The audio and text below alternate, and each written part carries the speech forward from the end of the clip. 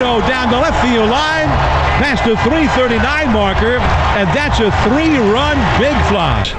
Base hit into right field, past the dive of Stott. To third base, Davis. Here comes the throw home, and it's offline, and he slides safely with a run. Well, it's huge. I mean, especially when I'm trying to pull back a little bit and not swing so hard. And now the balls are leaving the park, and just trying to see it a little bit longer. Let the ball travel and let the velocity of the pitch, become the power. Base hit into right field, past the dive of Stott. To third base, Davis. Here comes the throw home, and it's offline, and he slides safely with a run. Well, you know what? I think we've done some good things, getting a few hits with a guy on second, bringing that guy home, kind of manufacturing some runs. It's a good recipe for success. Oh, yes. Thanks for joining us. A Giants win to talk about. We'll get into that conversation. Lots of remnants from the words. It's a big night in the NBA. It is the Victor Wembanyama sweepstakes. Doc Rivers is out in Philadelphia. You don't get much time anymore if you're a head coach in the NBA and you do not live up to expectations. Great guest list as always. Some OGs like David Aldridge and Howard Beck coming in to talk some NBA. We always have 49ers. I got some odds for you, Pop, that you'll enjoy, including the Draymond Green next odds team. And, of course, you can go to KNBR.com, the KNBR app, and you can see us live. And if you were live on the stream, you could see the wonderful rally cap and the Lunatic Fringe T-shirt that Pop is sporting to start the show. Good morning, my friend. Tim Flannery, we miss you and we love you. And, 3 championships, 10, 12, and 14 are all there, John. And a lot to get to today. David Aldridge on the Wembanyama sweepstakes tonight. And I'm going to have my Spurs gear on a little bit later on. That's the percentage I'm looking at, 14% of it. If they win the lottery tonight and get this guy, Pop may coach another 5 years in San Antonio. But right away, the big news in the NBA is Doc Rivers gets fired. I'm thinking about him going back to San Antonio, probably unlikely. Mike Budenholzer's available. Monty Williams is available.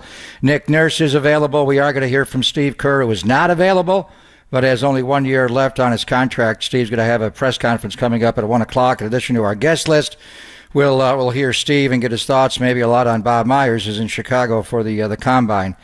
But last night, and the opposite field approach, John Shea wrote about it. Michael Conforto's home run was the other way. And it was actually your guy, Casey Schmidt, that got it going, John. He has a nice opposite field approach early on in that first couple of games when he came up, last week, the final 2 games of the homestand, and then went to Arizona. It was obvious he could handle a pitch middle in. But he really is covering the width of the plate. Where he's got to learn is to stay in the strike zone and not go out of the strike zone. Sean Estes will join us at 10:50. He's still not drawn a walk, but he's only struck out 1 time, and he is putting the ball in play. Played a nice second base last night, but the opposite field approach. And I think they were a little stubborn to open the year. How many times they strike out opening day in New York? I lost track. 16, 12, whatever it was. They were striking out 16, ridiculous. Yeah. 16. For a moment, I thought, was it really 16? Garrett Cole got 11 or 12 of those, and then 16 in total. I mean, how many games? Last night, the Giants had 10 hits, John, and struck out only 8 times. That is a stat you don't typically look at. But how many times have they had more hits than strikeouts, let alone they only drew 2 walks in the game, but that's fine. You'd like to have the walks up a little bit higher, but the opposite field approach, and really, it's. I don't want to say it started with Casey Schmidt, but he came up and hit a home run out to center. And he's been going to right center. He did pull a few in his 4-for-4 game down the line, but and they were a little bit stubborn early in the year. We're not going to worry about strikeouts. We're just going to buggy whip and try to hit home runs. They hit big home runs last night. Conforto was the big one, John. But the fact that they're hitting the ball where it's pitched. And Michael Conforto is just too good of a hitter. Haniger got going a little bit last night. You're starting to see the defense now on the infield. Yaz is back. The defense at the outfield. I think obviously the 2 concerns you have as your 5th starter and exactly what's going on behind the plate. But yeah, I am wearing the rally cap because they're back to 4 games under 500, 18 and 22, and maybe they can make a push to get close to 500 by the end of the homestand. Yeah, and you know what? It's funny because we were talking about through 40 games and before last night, 17 and 23, and They're much closer to the bottom of the National League than the top. But you and I are on the same page this morning because I watched the game last night. I got optimistic and I wrote some notes for the show. And one of the things, we have many things to go over today, but one of the things I want to talk about is there are some silver linings here that show some hope. And through 40 games is not the season. And the first thing I wrote down is 75% or now 121 games remain in 18 and 23. And, look, the Dodgers are starting to dodger right now in the NL West, but I started looking at the wild card race, and for one example, the Cardinals, and you said this yesterday, the Cardinals are not going to stay at the bottom, and they scored 18 runs last night. Now, it's one game out of 162, but the Cardinals are too good to stay where they are, and I think a lot of people, despite where they are at the bottom of the National League, think that the Cardinals are going to turn things around. Well, if Conforto can stay healthy, he can obviously hit. He's been red hot. We don't know about Mitch Haniger yet. You get Yaz back. He can play in center. Okay, you have potential in the outfield. You look at the infield. I think naturally Casey Schmidt is going to slot in at third. Crow's going to play his amount at short. Tyro and Schmidt can go there sometimes. You got versatility at second base, Tyro at second, whatever. And then J.D. Davis is going to slot in and Lamont Wade Jr. My point is that there's a lot of potential in the infield and the outfield for this team. 3 starters have been great, although they're 12 and 13 in their starts, and they got to figure out 4 and 5, and the bullpen is a mess, and the defense. I'm not saying things are perfect, but what I'm saying is they have the talent to be better than an 18 and 23 baseball team, which they are, just over 25% through the season. So despite the fact that I think people are down on the Giants, and I posted their updated win total at 76.5, and all the response I got back was under. They're all angry, and I get it. But there is some reason for optimism for the Giants. Well, I got my rally cap on. So they are 18 and 23, to be clear. They're 5 under. So to get it on the homestand, probably unlikely with the Marlins coming in after. But to make a push to get there, and certainly by Memorial Day, they have a chance. So, yeah, I think what you're saying is you're starting to see the team get healthy and get solidified. First base, second base, short, third.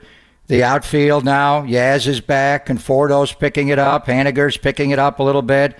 The 2 areas of the team are the 5th starter and the catcher. I mean, have you noticed that every time Casey Schmidt gets a big hit, Joey Bart makes it out right after it? And it's usually, I omitted that. I omitted that on purpose. I'm glad they changed the lineup a little bit, but it was Schmidt and Bart back-to-back again last night. For a while, they kind of staggered them a little bit. 2 names there, Kyle Harrison. I want to hear Sean's thoughts on that, and Patrick Bailey. Our guys, Casey Schmidt is developing at the major league level. That's what this coaching staff does. They're here to develop players. It's what Cap did with the Dodgers. It's what the hitting coaches do. It's what Kai Correa does. It's what Andrew Bailey does. So maybe you bring them up a little bit earlier than planned because you kind of need it, and it may be just a final seasoning on their development. But just one thought before we get into the team. These are important times for the Giants. The Warriors season is over. It's hard for me to still be thinking about watching the Western Conference Finals tonight and watch the LA Lakers play, and the Warriors are not in it. Last year, the Warriors took it all the way to Father's Day. They had a parade the day after Father's Day. The Giants got it a lot earlier, a full month. They have the Bay Area's undivided attention. The A's drew 2,064 people last night, John. 2,064. And they overshot that by about 2,000. Of course, because ugly. It's not butts in the seats. Ugly, it's turnstile, which they all do. But, you have to go back to the 108 loss team of 79. So it's just the A's aren't taking your attention. The Warriors will, as far as the drama and the drama in the offseason, and Bob and Steve and everything. But as far as on the field, when the game starts, the Warriors are not taking away your spotlight like they did last year. The Giants did not get the Bay Area's undivided attention until, Father's Day. And what happened on Father's Day last year? They got walked off in Pittsburgh. Brandon Crawford got hurt right after that in Atlanta, a strange play at the plate. And they got off to a reasonable start, 14-7 in April. They were sliding before then, but then they got into a long stretch where they were not good. So right when you had the Bay Area's attention, the Giants faltered. You have the Bay Area's attention now. The weather is strong. You got a big draw in the Philadelphia Phillies. You got a night game. We'll be there on the patio tomorrow for a day game, John. not just the winning and losing on the field, but the bottom line of the business, because baseball is a big-time business. You got 81 dates you got to fill every single year. This is a critical time for the Giants to start playing well now that the Warriors are out. It's a great point. And look, that's why I think Casey Schmidt, it's great that he's getting off to the start, because one of the things we hear from fans on a consistent basis is they want exciting players. Well, you want to win, but you do want to have relatable players. And this is really important that he plays well, too, because he's Farhan's first guy that he drafted, developed, and brought to the major leagues. So he's going to go through issues. And I'm very, very glad that we didn't jinx him. He's played very, very well and continued to play well no matter where they put him. And, like you said, he had he struck out 3 or 4 times against Arizona on Sunday. 3 times, went 0 for 4 on Sunday. That's the only bad game he's had. And it wasn't even that bad. I mean, right, you're going to have games where you're not going to reach base. Yeah, but, look, they've got some guys down there. If these guys keep struggling in the back end of the rotation, I bet we see Kyle Harrison sooner rather than later, although he's got his own control issues that he's got to deal with, and he hasn't been really stretched out all that much. But there's some exciting guys on the horizon potentially as well, but you're exactly right. You got an opportunity here because I think there's a disgruntled fan base here. I hear from it constantly. So maybe it's just the negativity of social media, or maybe that's reality. So they've got to do something in this stretch right here, or I think the numbers will continue to be what they are at the ballpark. Yeah, and it wasn't a huge crowd last night, but it's better than what the A's are drawing. I mean, to have both teams home simultaneously is just very rare. Well, the Giants draw last night, just a little bit under 24,000. Mm-hmm. The weather's good, maybe more tonight. Great pitching matchup tonight, obviously, Zach Wheeler against Alex Cobb, and then we'll be there on the patio. And then one other point, and we'll get into the Warriors more before Sean joins us, is the Phillies are a terrible defensive team. And they were even a couple of years ago. I think they tightened it up a little bit last year, John, and barely making the playoffs in that third and final wild card spot. But when they have an outfield, Castellanos and right, and he drops a fly ball, they wound up getting the force at second anyway. But he really is a DH. And Kyle Schwarber's a DH. He's at left field. That's your outfield. But you got Bryce Harper back 6 months after the UCL surgery. He can't play in the field. I thought he was going to play a little bit at first base maybe later on. Alec Boehm is there now. And then Trey Turner is an overrated defender. I know Stott dropped that ball, but I've seen Turner kick the ball around. The Dodgers are playing great. They're starting to pull away. They've won 6 in a row. But when you look around the National League, teams and I think St. Louis will get better. I'm not sure about Philadelphia, John. With their payroll, you see what their payroll is right now in baseball? And they are 20-21. They got a great lineup from top to bottom. But they are not a good defensive team. You're going to put the 4th highest payroll in baseball together at $259.6 million, and you're not going to buy gloves for your team? They are a terrible defensive team. All right, we'll get more into it. Give us your thoughts. Text line is wide open. We'll read the best ones. 415-808-5627. 415-808-KNBR. We're going to get into a ton of stuff. This is kind of back to normal. The Warriors dominated for so much, and they should, and there's still a lot to talk about with the Warriors, but obviously the Giants are a big story. I got some interesting stuff on the 49ers that I'll throw at you today as well. There's a ton. Plus, like we said, a franchise-changing player is sitting there at number 1. The NBA Lotto is tonight. Wembanyama. How do you say his name? Wembanyama. Wembanyama. So that's big tonight in the scope of the NBA. We'll get into that, plus a tremendous guest list. And like I said, we're going to OG with a couple of these guys, and Howard Beck and David Aldridge. Great ones to talk about the NBA. We'll do all of it coming up next. It's Pop in London on a Tuesday on the Sports Leader.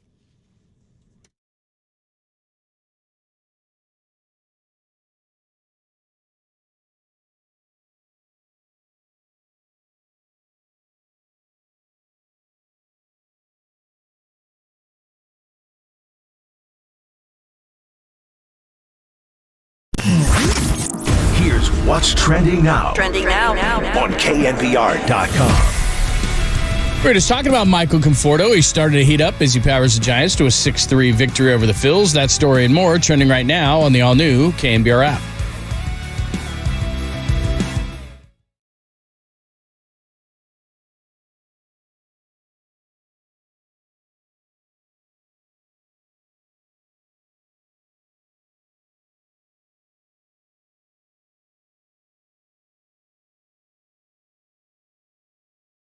Got Giants and Phils tonight. We got Warriors are not playing tonight, but we're still going to be chanting, beat LA, go Denver Nuggets as we hit Tony's Pizza Napolitana by Tony Gemignani in the North Beach before all the action tonight. Whether you're a fan of New York's pizza, Jersey, Detroit, New Haven, California, or St. Louis pizza, Tony Gemignani has every style of mouth-watering, award-winning pizza. He also makes all the traditionals like Neapolitan, Grandma, and Sicilian pizzas. And he has other restaurants in the North Beach as well besides Tony's. He has Capo's Detroit-style, Chicago deep dish, and cracker-thin tavern-style pizza. He also has a full bar for John Lund, artisan cocktails, a curated wine list, and they make other things besides pizza. Yummy Italian beef sandwiches, fresh house-made pasta, and Italian sausages. And always save room for their Italian specialty desserts like tiramisu, cannoli, and gelato. Tony Gemignani is a 13-time world pizza champion known for making the best pizza in the world. Look for his Slice House locations across the entire Bay Area.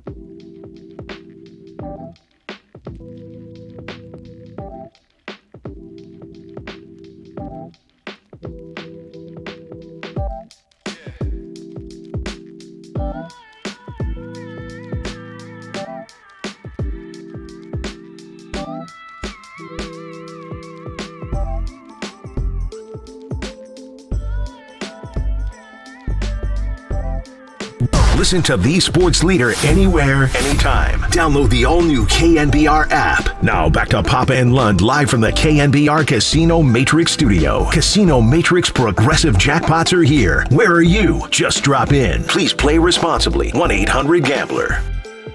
Yeah, I mean, Steph's under contract for another 3 years, so how do you maximize those 3 years, right? Like, the one thing you don't want to do is just kind of like, you're not bringing Draymond back, and you'll let Clay walk, and then next year, Steph's on an island by himself with Jordan Poole and a bunch of young kids. I think what you're probably doing, and the likelihood is that you're figuring out what's a good number for Draymond.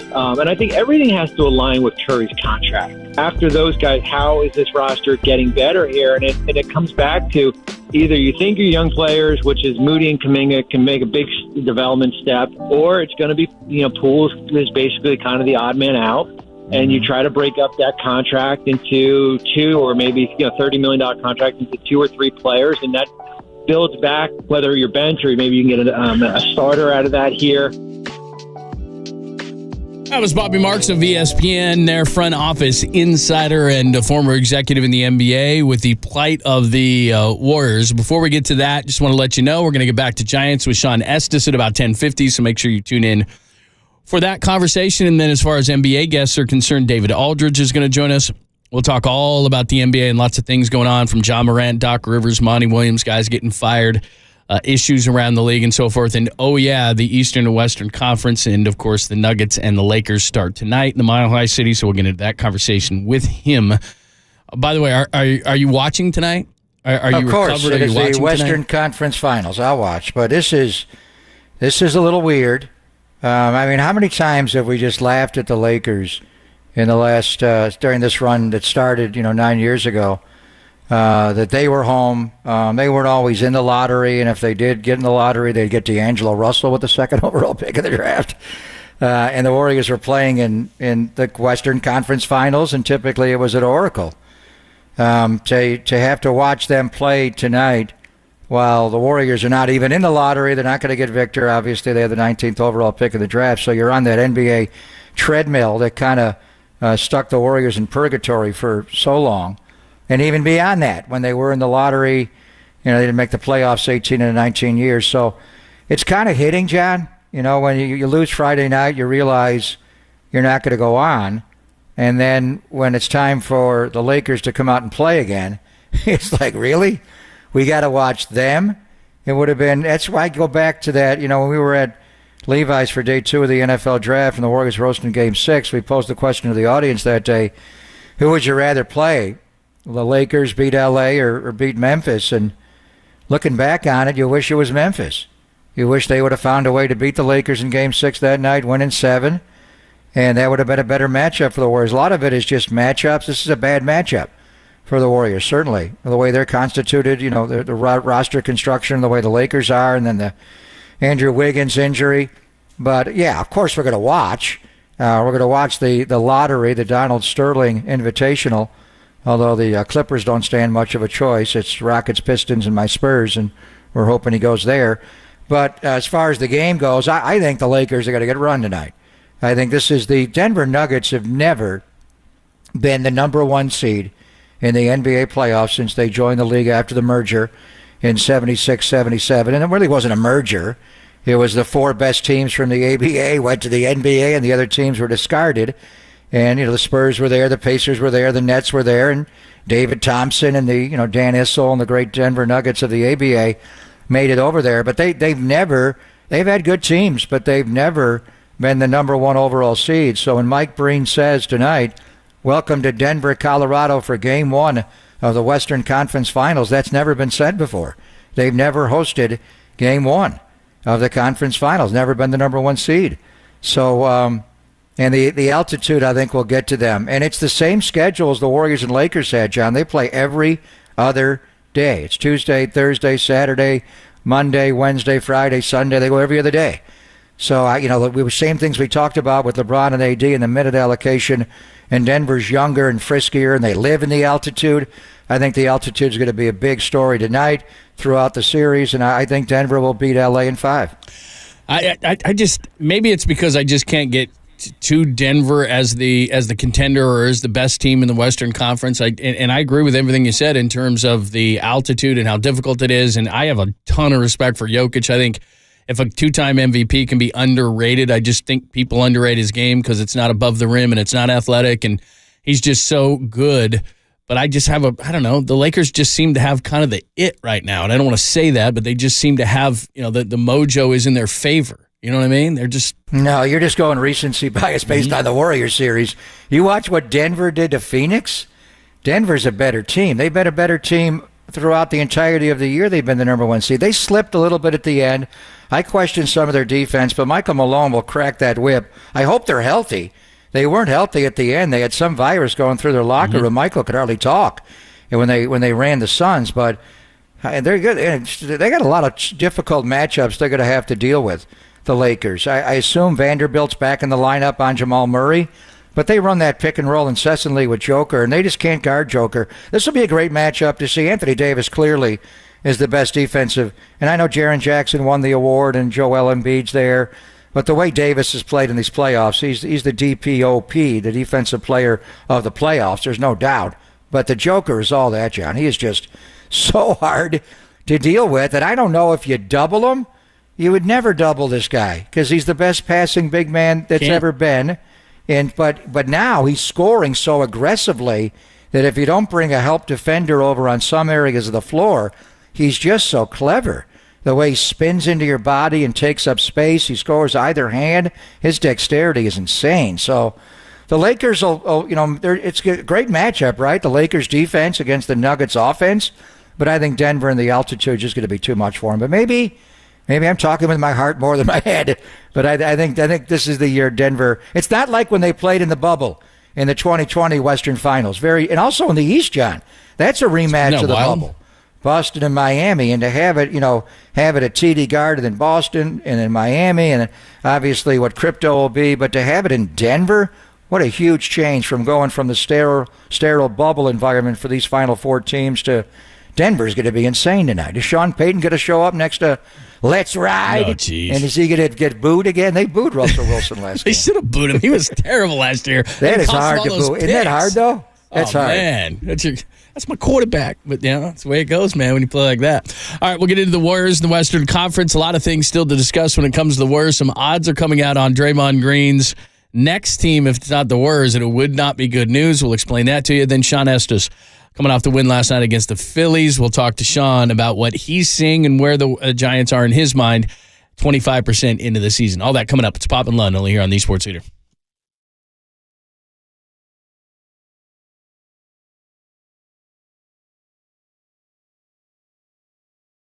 Be caller 10 to 415-896-KNBR for a chance to win a pair of tickets to see your Giants take on the Pirates Monday, May 29th. First pitch, 2:05. Presented by Toyota, the MVP of MPG. With class-leading MPG and more hybrids than any other brand, Toyota, let's go places.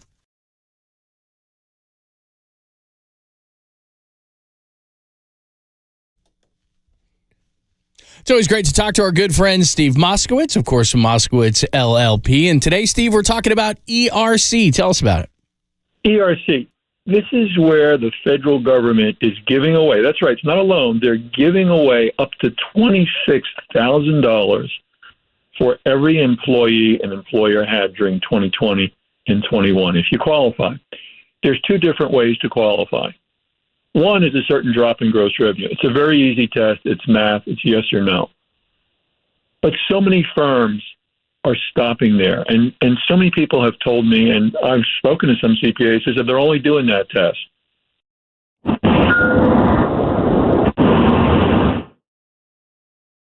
Oh, we just lost Steve. Look, there's ERC, and then there's ERC with Steve Moskowitz and Moskowitz LLP. Call to find out the difference right now at 1-888-TAX-DEAL. That's 888-TAX-DEAL. Or go online to MoskowitzLLP.com.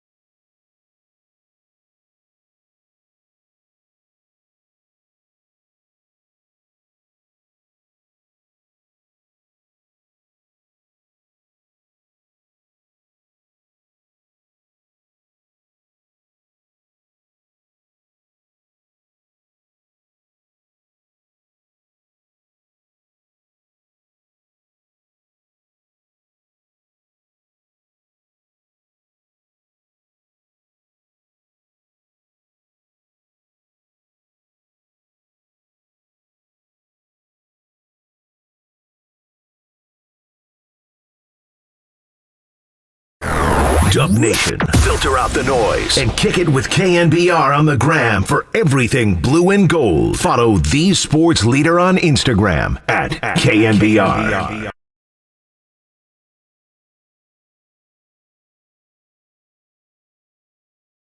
Thanks for joining us. By the way, not only can you catch us doing his commercial on the radio at KNBR 680 on the blowtorch 50,000 watts, you can catch us on the new KNBR app, knbr.com, the stream. And now, if you go to knbr.com and the app as well, you can check us out on video, which is through YouTube and Twitch. And right now, you are holding up a button. Marty Lurie. Is that baseball Marty That's right there? That's baseball. Yeah. That's beautiful. Well, he just did a River Islands ad. That was so riveting. It was for I want to me. go up there with he and Wody and drink some wine, John, and talk about the charter school they have there. I have been Remember to when you and I Islanders did Field. those ads? What the hell We got happened? a little, no, Marty and we- Wody we- just took us out, man. We took it right into That's the money creek. right out of my pocket. That's right there. I'm divorced. I Marty. got a kid in college. I mean, thanks, Marty. I baseball. appreciate it, man, taking that Yeah, but money you have to out. go live there, John, to actually get the money. So it's not you're not doing that. Oh, wonderful, wonderful. All right, give us your thoughts. Text line is wide open. A lot of thoughts on the Giants as well as the Warriors. And, I was thinking about this last night with the Nuggets and the Lakers going for the Western Conference crown. And one of the things you have to think to yourself, part of the decision-making process for Joe Lacob and the entire front office is, how do you look at the Western Conference? Because I think if the Warriors were in the East, it would be a different equation with them being in the West, because I think Boston is in it for the long term, and who knows what's going to happen with Philadelphia, Milwaukee.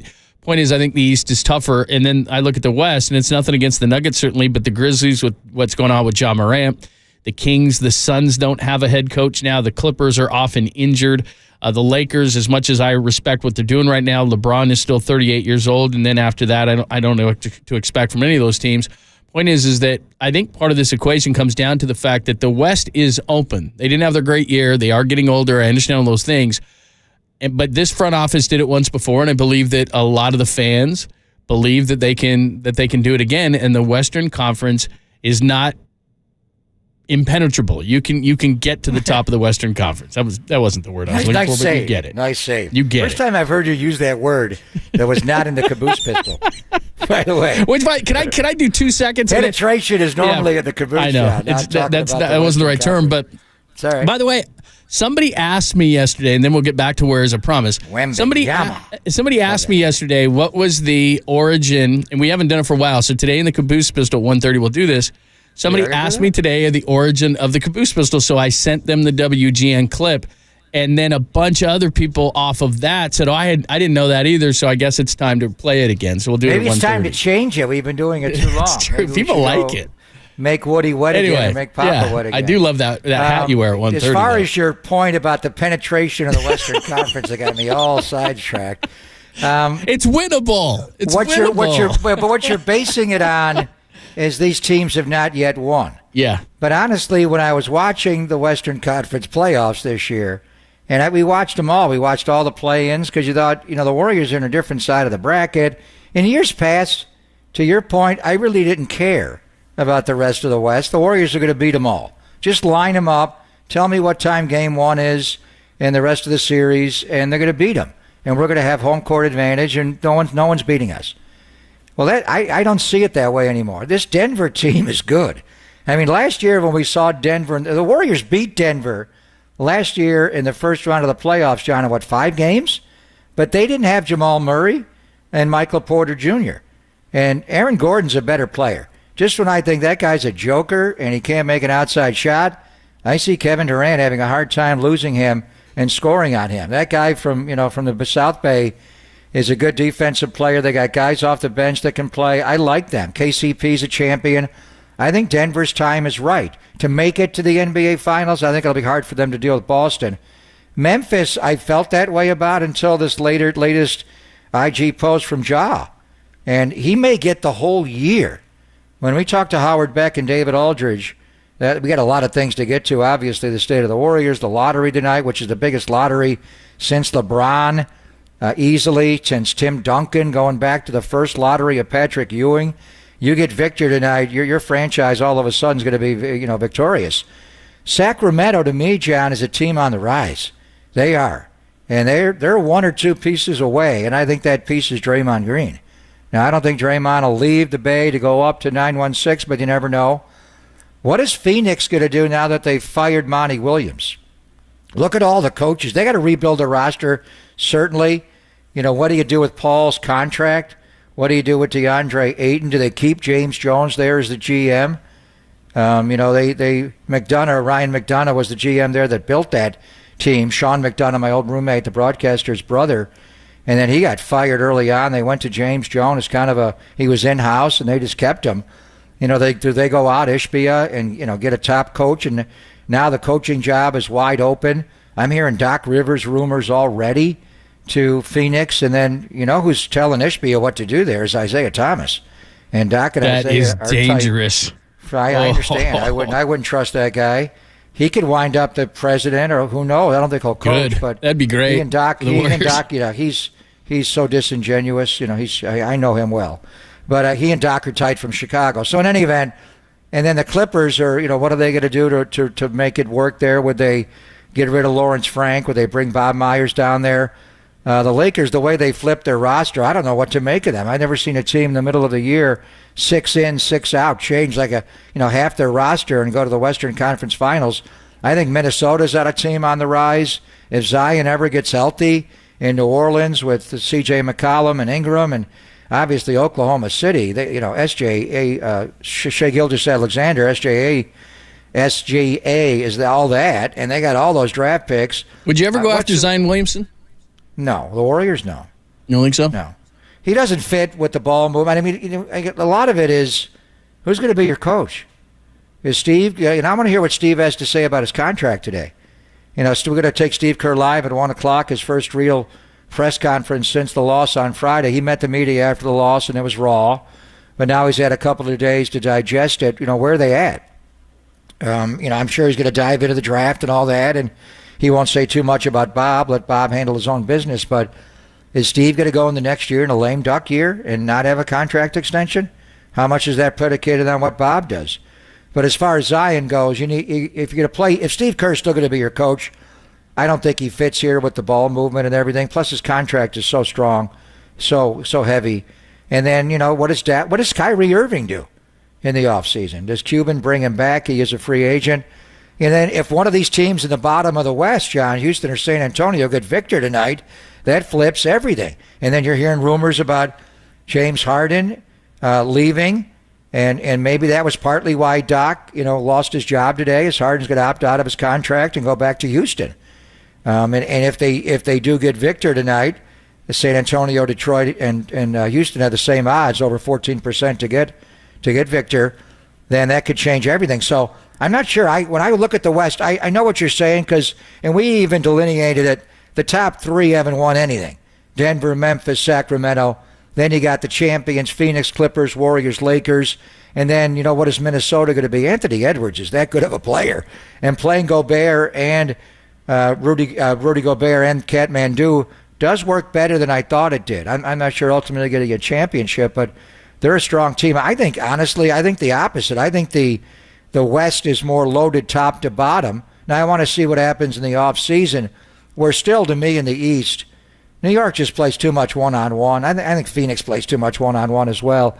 To me, it's Milwaukee, Boston, and Philadelphia in the East, and to me, the West is wide open there. But the Warriors have to just think about themselves internally and not.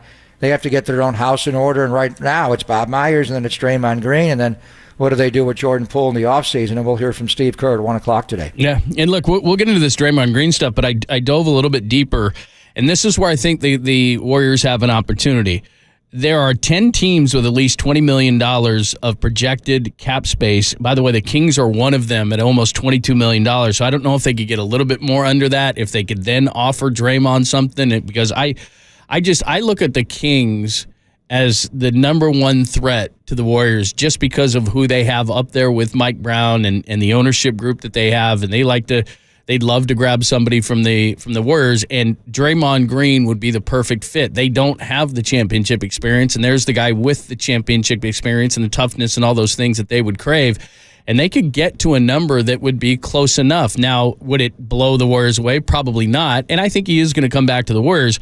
But my point in saying all these things is between the Rockets, Magic, Spurs, they really have a ton of money. The Jazz have a lot of money. Oklahoma City, Detroit could offer him a big deal. I don't think that they will. But there's enough teams out there, let's put Draymond Green aside for a minute, that could facilitate something with the Warriors if they wanted a Jordan Poole. And again, I know you don't like to move Wiggins, but if they want to move money and potentially get picks and maybe some younger players back, they could do that through those teams. There are a number of teams, and they're the lesser teams in the league. But let's take the Spurs, for example, or the Rockets. They're 2 of the 3 teams with the most cap space. If they get Wembanyama, they might want somebody off the Warriors team because they think at that point they can actually contend and get to the playoffs because, as you said, and most people are projecting that this is the best player to come out as a clear number one since LeBron in 2003. And I'm not going to say, LeBron's the all-time leading scorer and he's won 4 championships and he's LeBron. But honestly, I've never seen a guy like this guy. David Aldridge did a big piece yesterday in The Athletic on Victor. And he is, again, he hasn't done anything yet. But as far as pure ability, it's 7'4" to be able to shoot the ball the way he shoots the ball and have that release point. You can't get to a shot. Looks like Durant. Looks like he's bigger than Durant. Durant's 6'9". Right. We call him 6'13". This guy's 7'4". I mean, the comps are Ralph Sampson.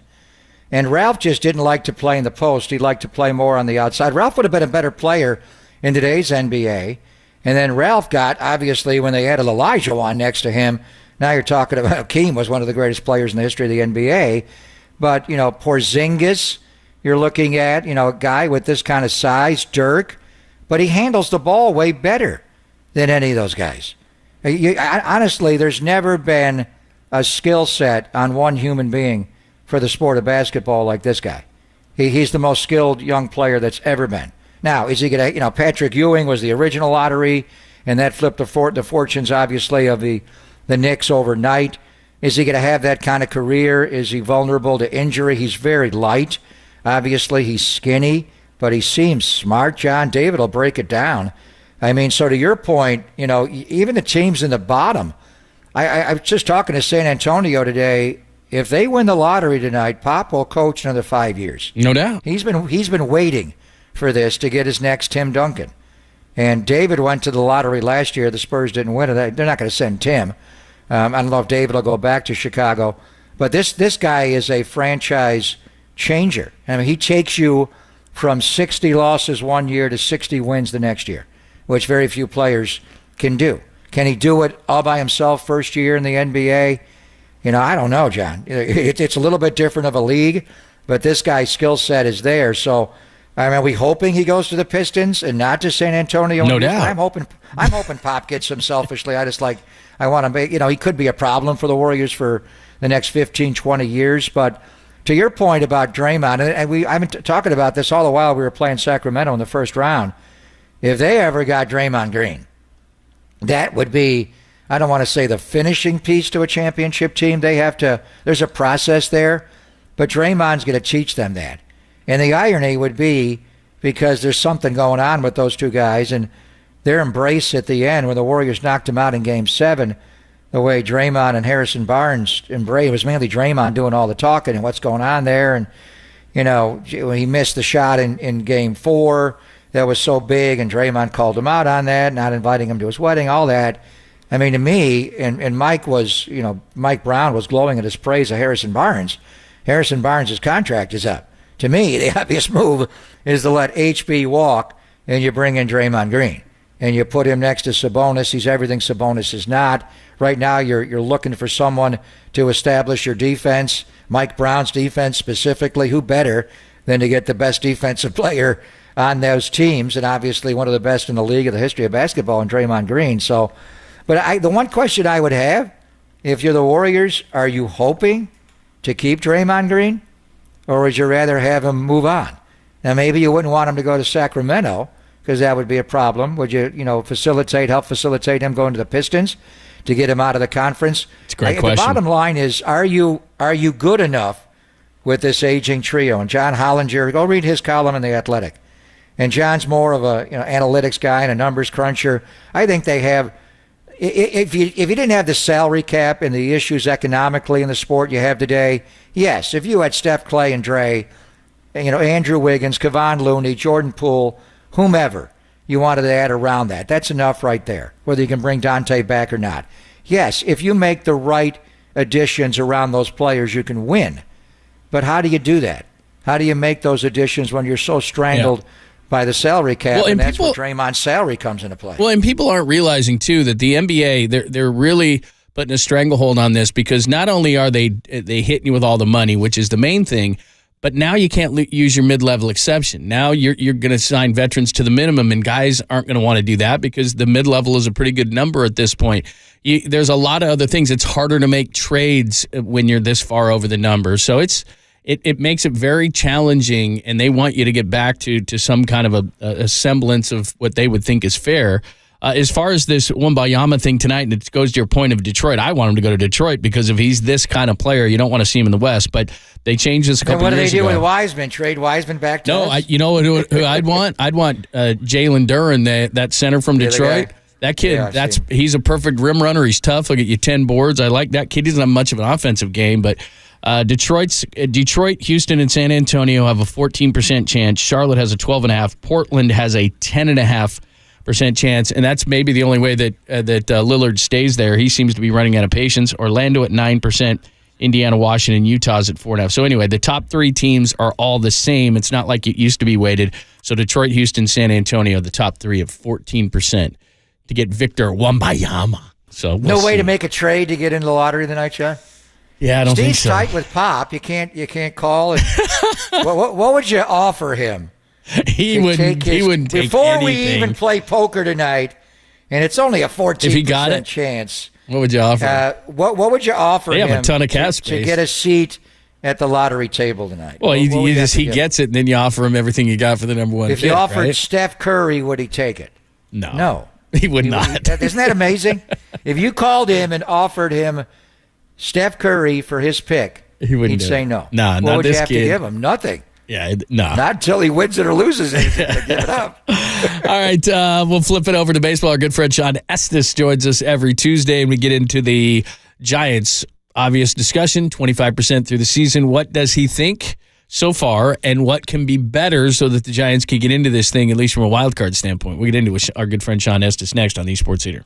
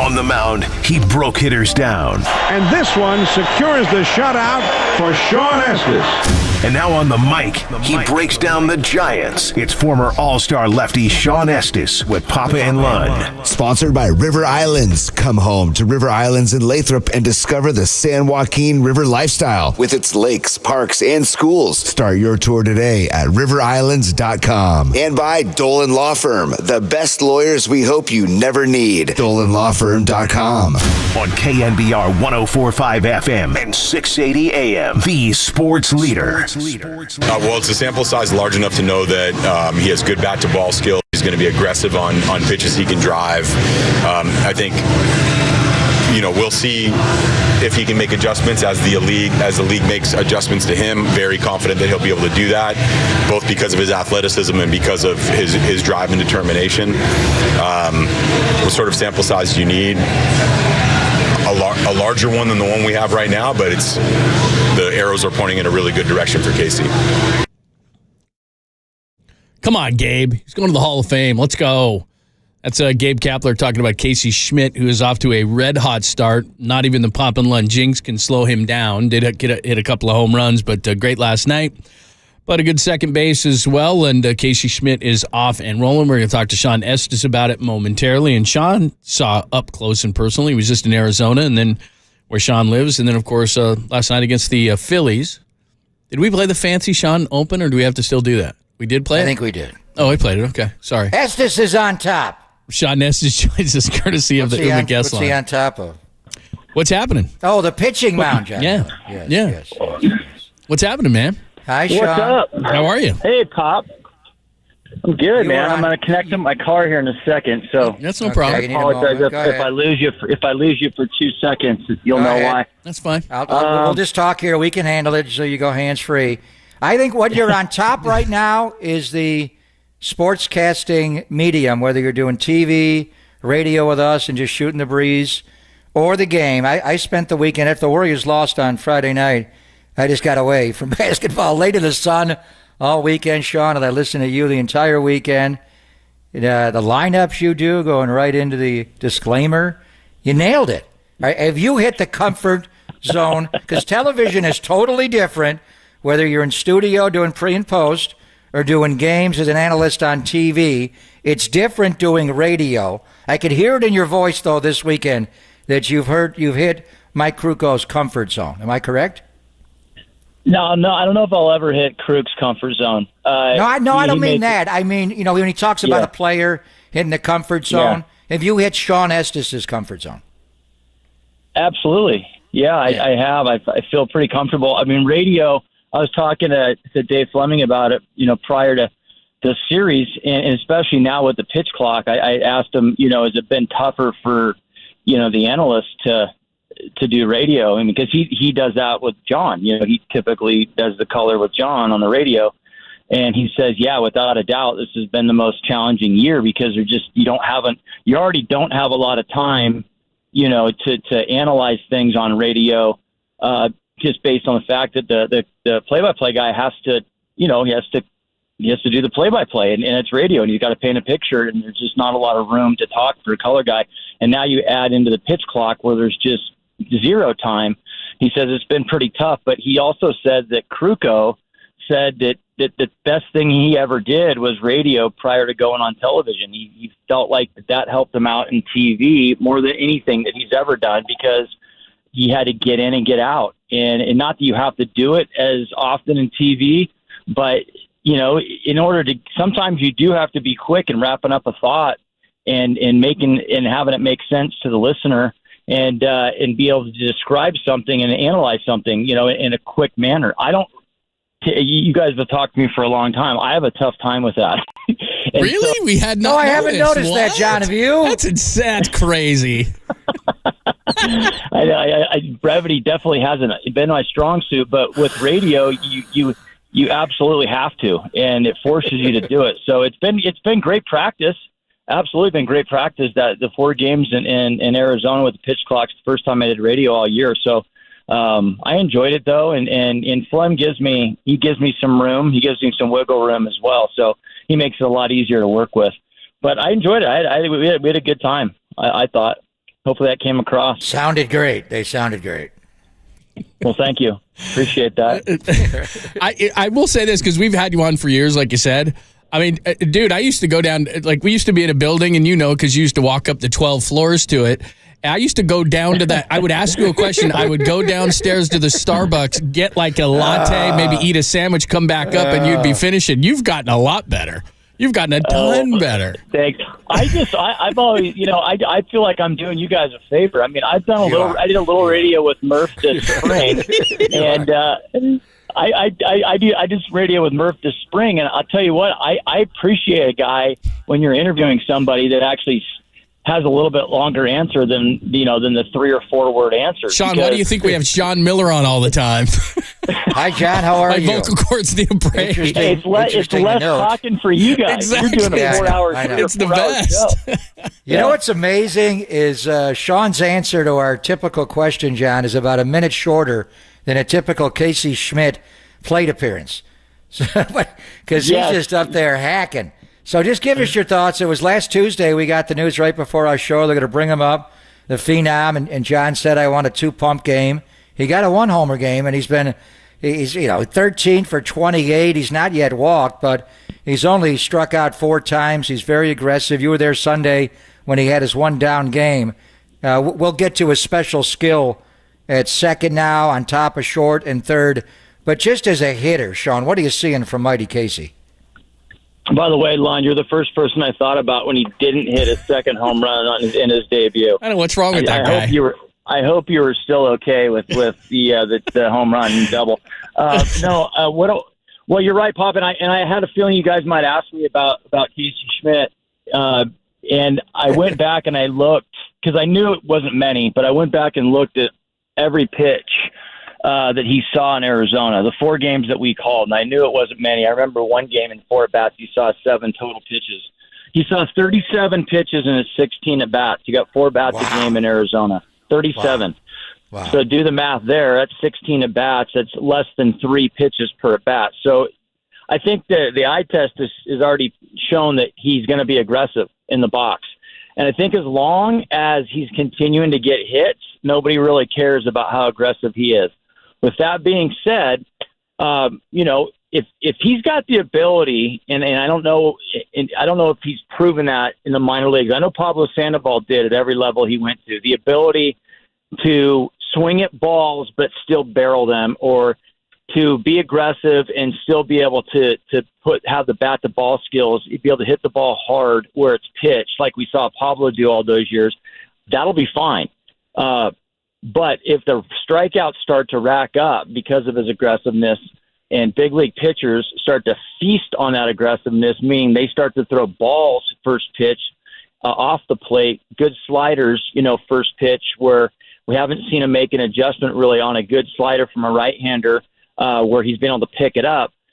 If he continues to do what he's doing, no one's going to say anything. Is it sustainable? No, it's not sustainable. There's no way, I don't care who you are, that you can go up there and be that aggressive early in counts and still be able to and still get pitches to hit at the big level. The book's going to get out. He's not going to see a lot of strikes early in the count until he proves that he can take some pitches, right? So that he's able to be a little bit less aggressive, pick his spots to swing at the first pitch or the second pitch. But so far, you got to love what you see. I love a guy that goes up there ready to swing the bat. Now, now he's got to be a little bit more selective, in the pitches that he swings at. But he's up there trying to do damage. He's swinging hard.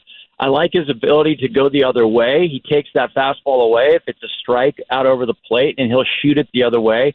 He's got really good coverage to the outside part of the plate.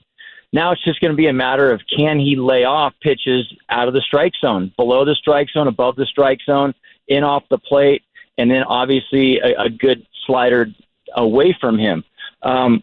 With that being said, I think he's got great back-to-ball skills. I mean, just based on what we've seen, and we've seen some guys that are established big league hitters this year that have not been able to square up pitches over the plate consistently, and that's something that obviously that's something that has to get cleaned up as a whole. But he's shown the ability when they throw a strike, he's hitting it hard somewhere, and And that says a lot. To me, that says a lot about his ability to hit.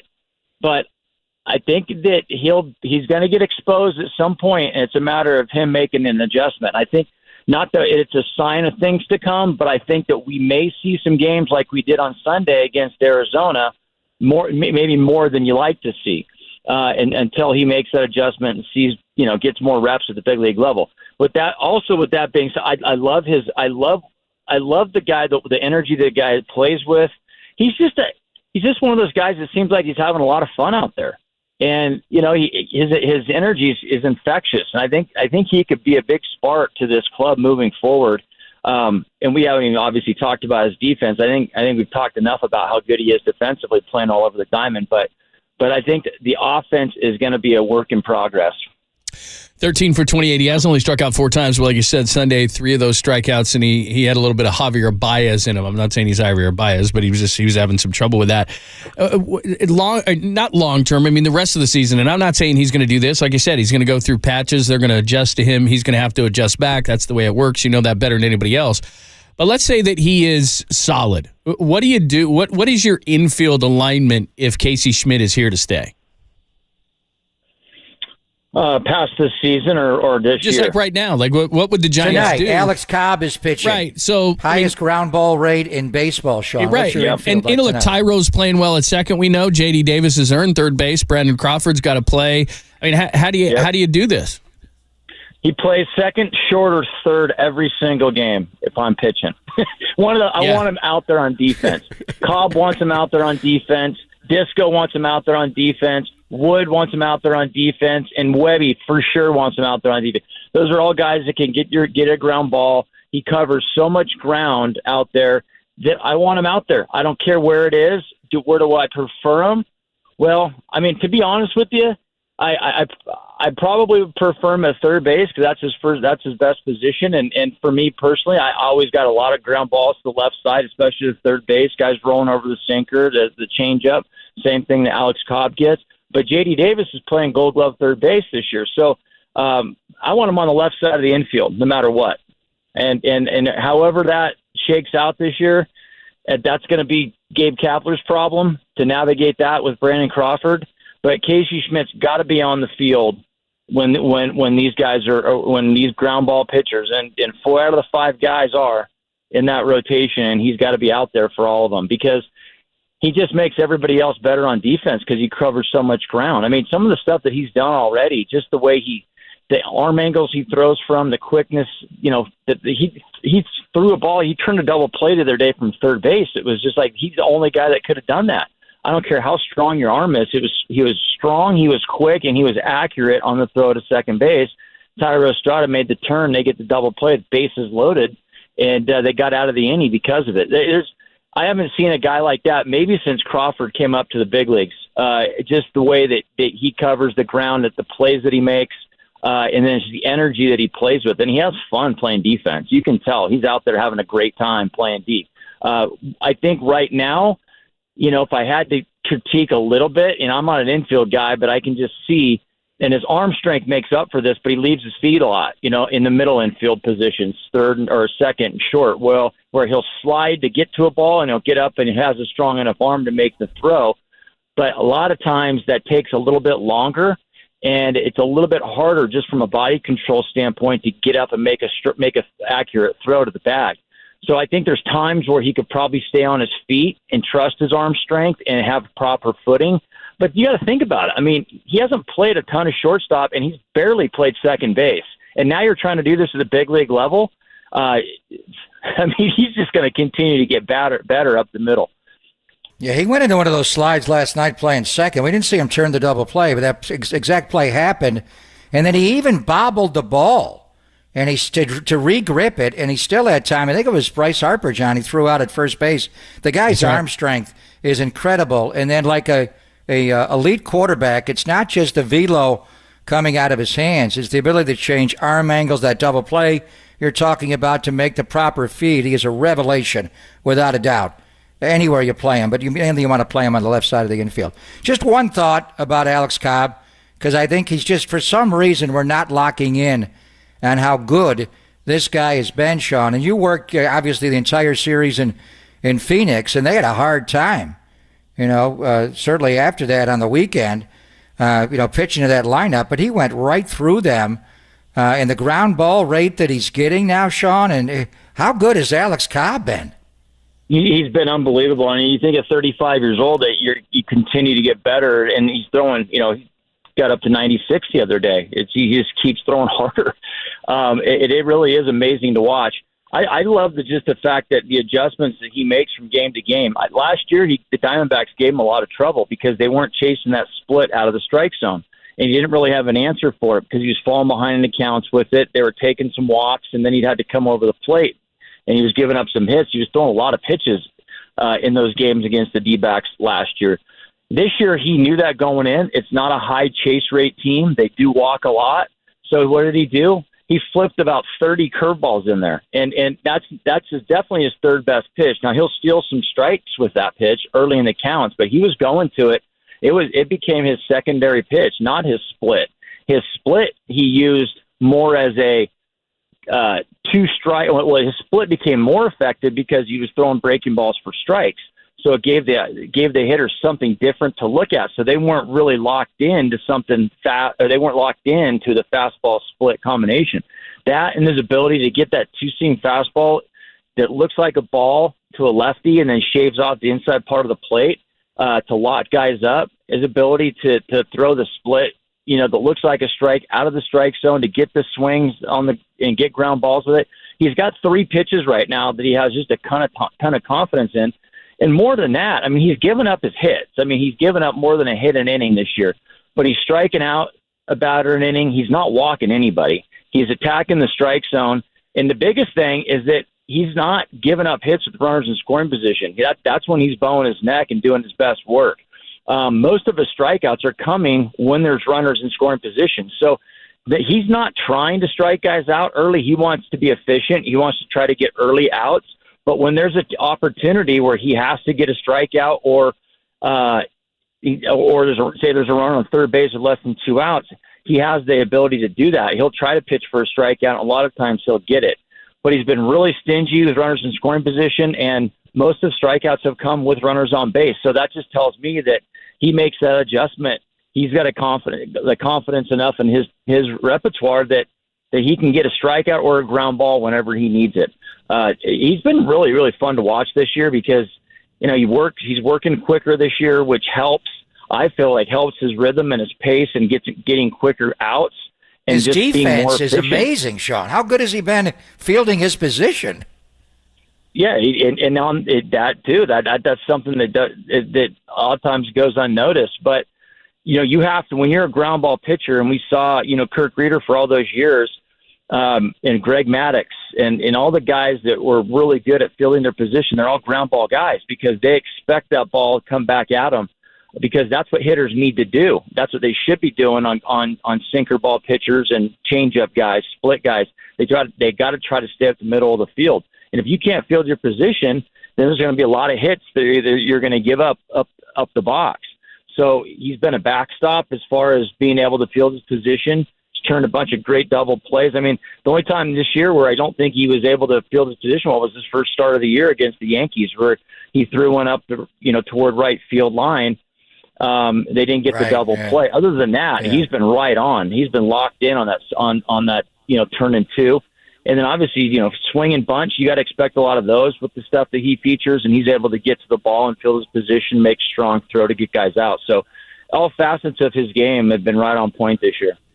Zach Wheeler and Alex Cobb tonight over at Oracle Park, and then Pop and I will be there tomorrow for the afternoon affair. Real quick, we're 25% through the season. Everybody likes to assess things through 40 games. They're 18 and 23, 41 games now, but rather than looking back, looking ahead, can this team get healthy? Can they do something? Can they be in the wild card chase to you? I absolutely believe they can. I mean, they got to stay healthy for sure. You got to get guys staying away from piano benches. We got to keep guys from staying away from center field walls and Mexico City turf. But I think that if this team can keep everybody healthy, I mean, for the most part, I mean, it's so difficult to do throughout a whole season. But if they can at least have 95% of their A lineup in bench playing this year, they got a chance to make the wild card. They got to clean up the fifth spot in the rotation. Obviously, the top three guys got to continue to pitch like they have been, and they've got to pitch better out of the bullpen. I think the bullpen's going to get better. Luke Jackson's on his way back. He'll be there in April. I think he'll be a shot in the arm to that bullpen because he's nasty. How effective he's going to be coming off of Tommy John, I don't know, but before Tommy John, he was pretty nasty. So I think the bullpen's going to get better. I think that's the biggest issue right now, and obviously the back end of the rotation. But with Alex Wood healthy now, that helps. And now you got to just get a Stripling or Mania ready, or have Kyle Harrison make his debut at some point, in the next couple months. So I still believe in the team. I think the defense much improved now with Casey Schmidt in the infield. So it's coming around. I do like what I see right now. Great stuff.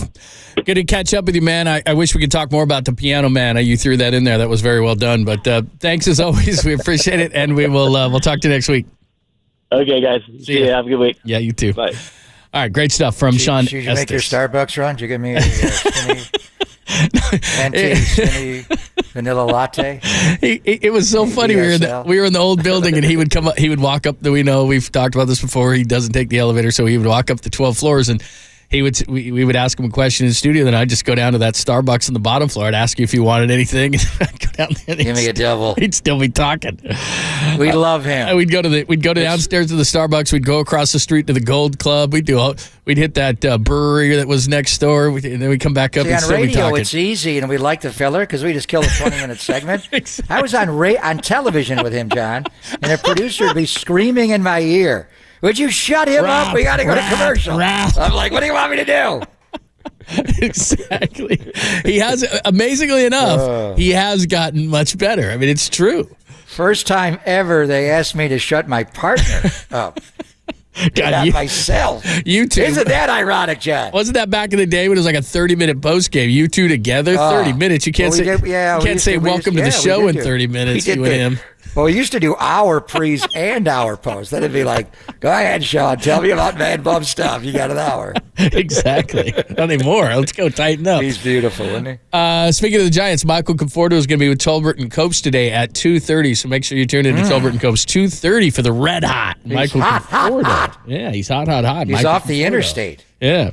We have one more topic. It might be unpleasant as far as the Giants are concerned, but I got to ask you this question. Then when we'll get to the great, Howard Beck, there's a lot going on in the NBA in addition to the Warriors and talking about their offseason from John Morant, Doc Rivers fired, Monty Williams fired, what's going on. And, oh, by the way, the lottery is tonight for Victor Wembanyama, Houston, San Antonio, Detroit. All those teams have equal odds at the top spot and all sorts of other things. So we got to go over. Rookie card, by the way? Do you have long ago. That thing has been through the roof forever. My God, quite a story on that. Yeah, that's a tough one. That's tough because he's been on the radar so long that his cards they've never been really low. So anyway, yeah, I got a few. Isn't there like only one of them out there too? Yeah, well, there's a couple. Like literally one card. There's two. Yeah, there's a couple, but yeah, there's one that's extremely valuable that is in your price range, but certainly out of mine.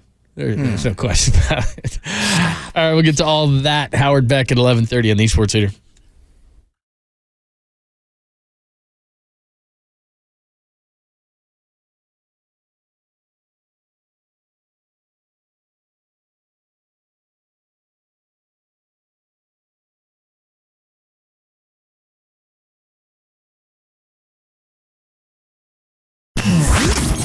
Here's what's trending now. Trending now. On KNBR.com. Speaking of NBA, Mark Spears joined Murph and Mac this morning to discuss how this offseason will look for the Warriors. That podcast and more trending right now on the all-new KNBR app.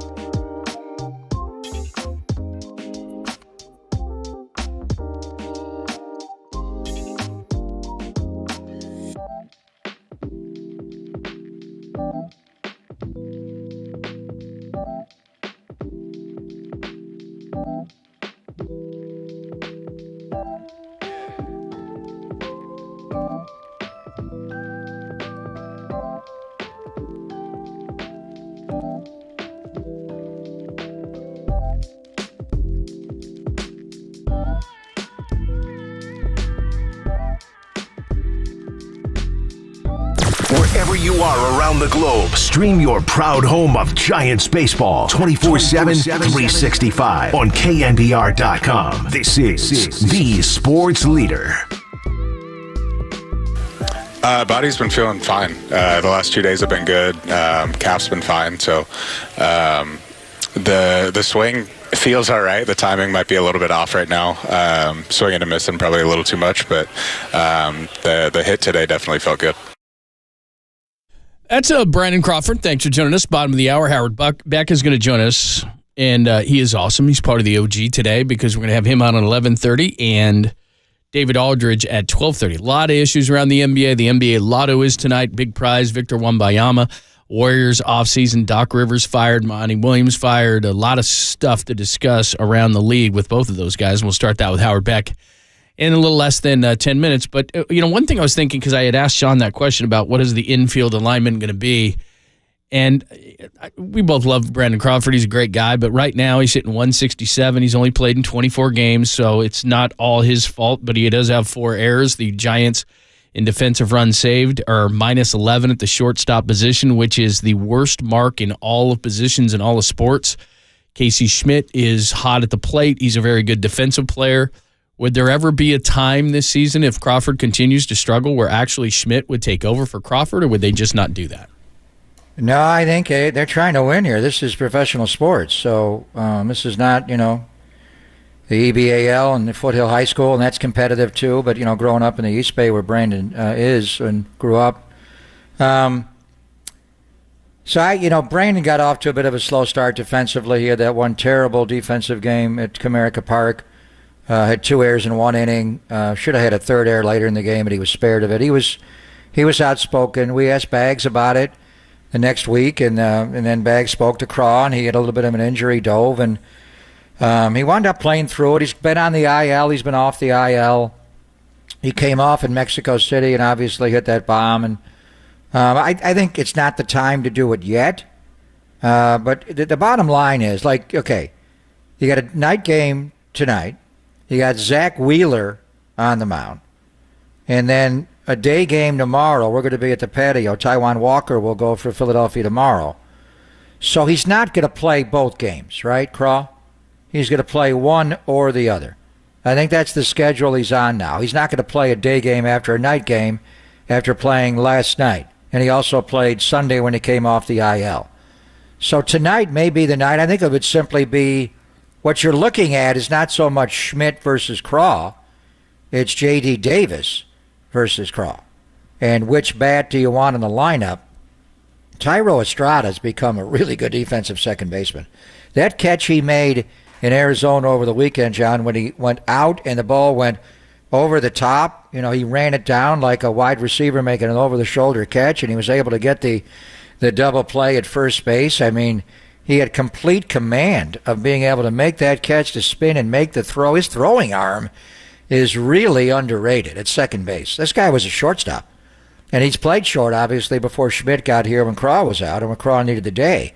But that infield with Lamont at first and Thairo at second, and of the three, any of the two on the left side, Schmidt, Davis, or Craw, I don't know.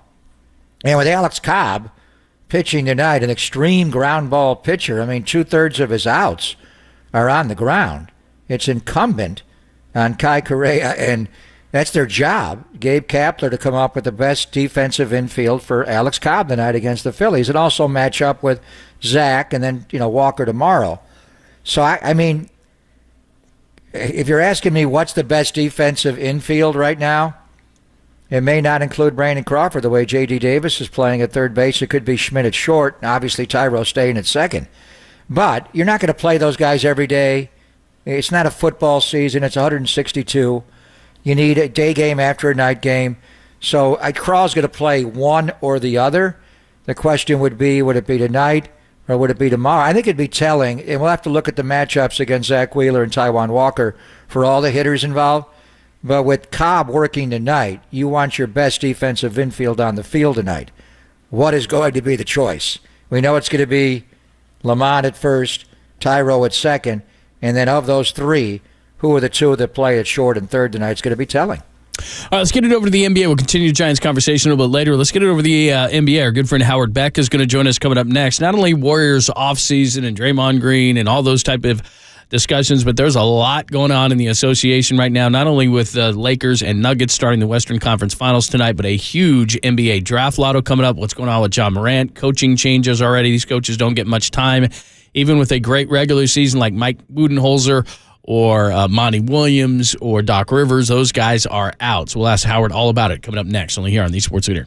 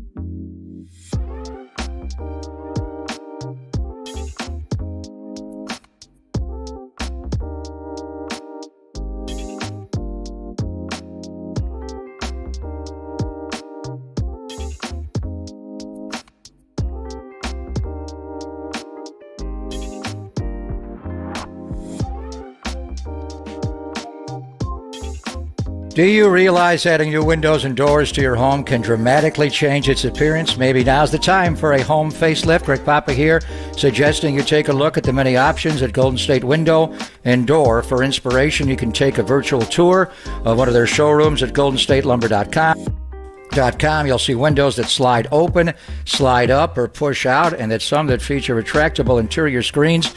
Golden State carries the very best, like Marvin Ultimate Push-Out Encasement French Door with no center obstruction and 12-foot wide folding doors that fully open to welcome the outdoors into your home. How cool is that, especially with the summertime coming?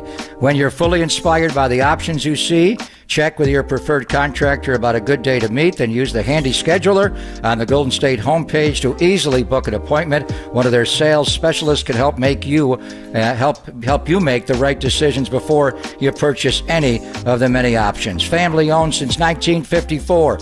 Golden State. When you succeed, we succeed.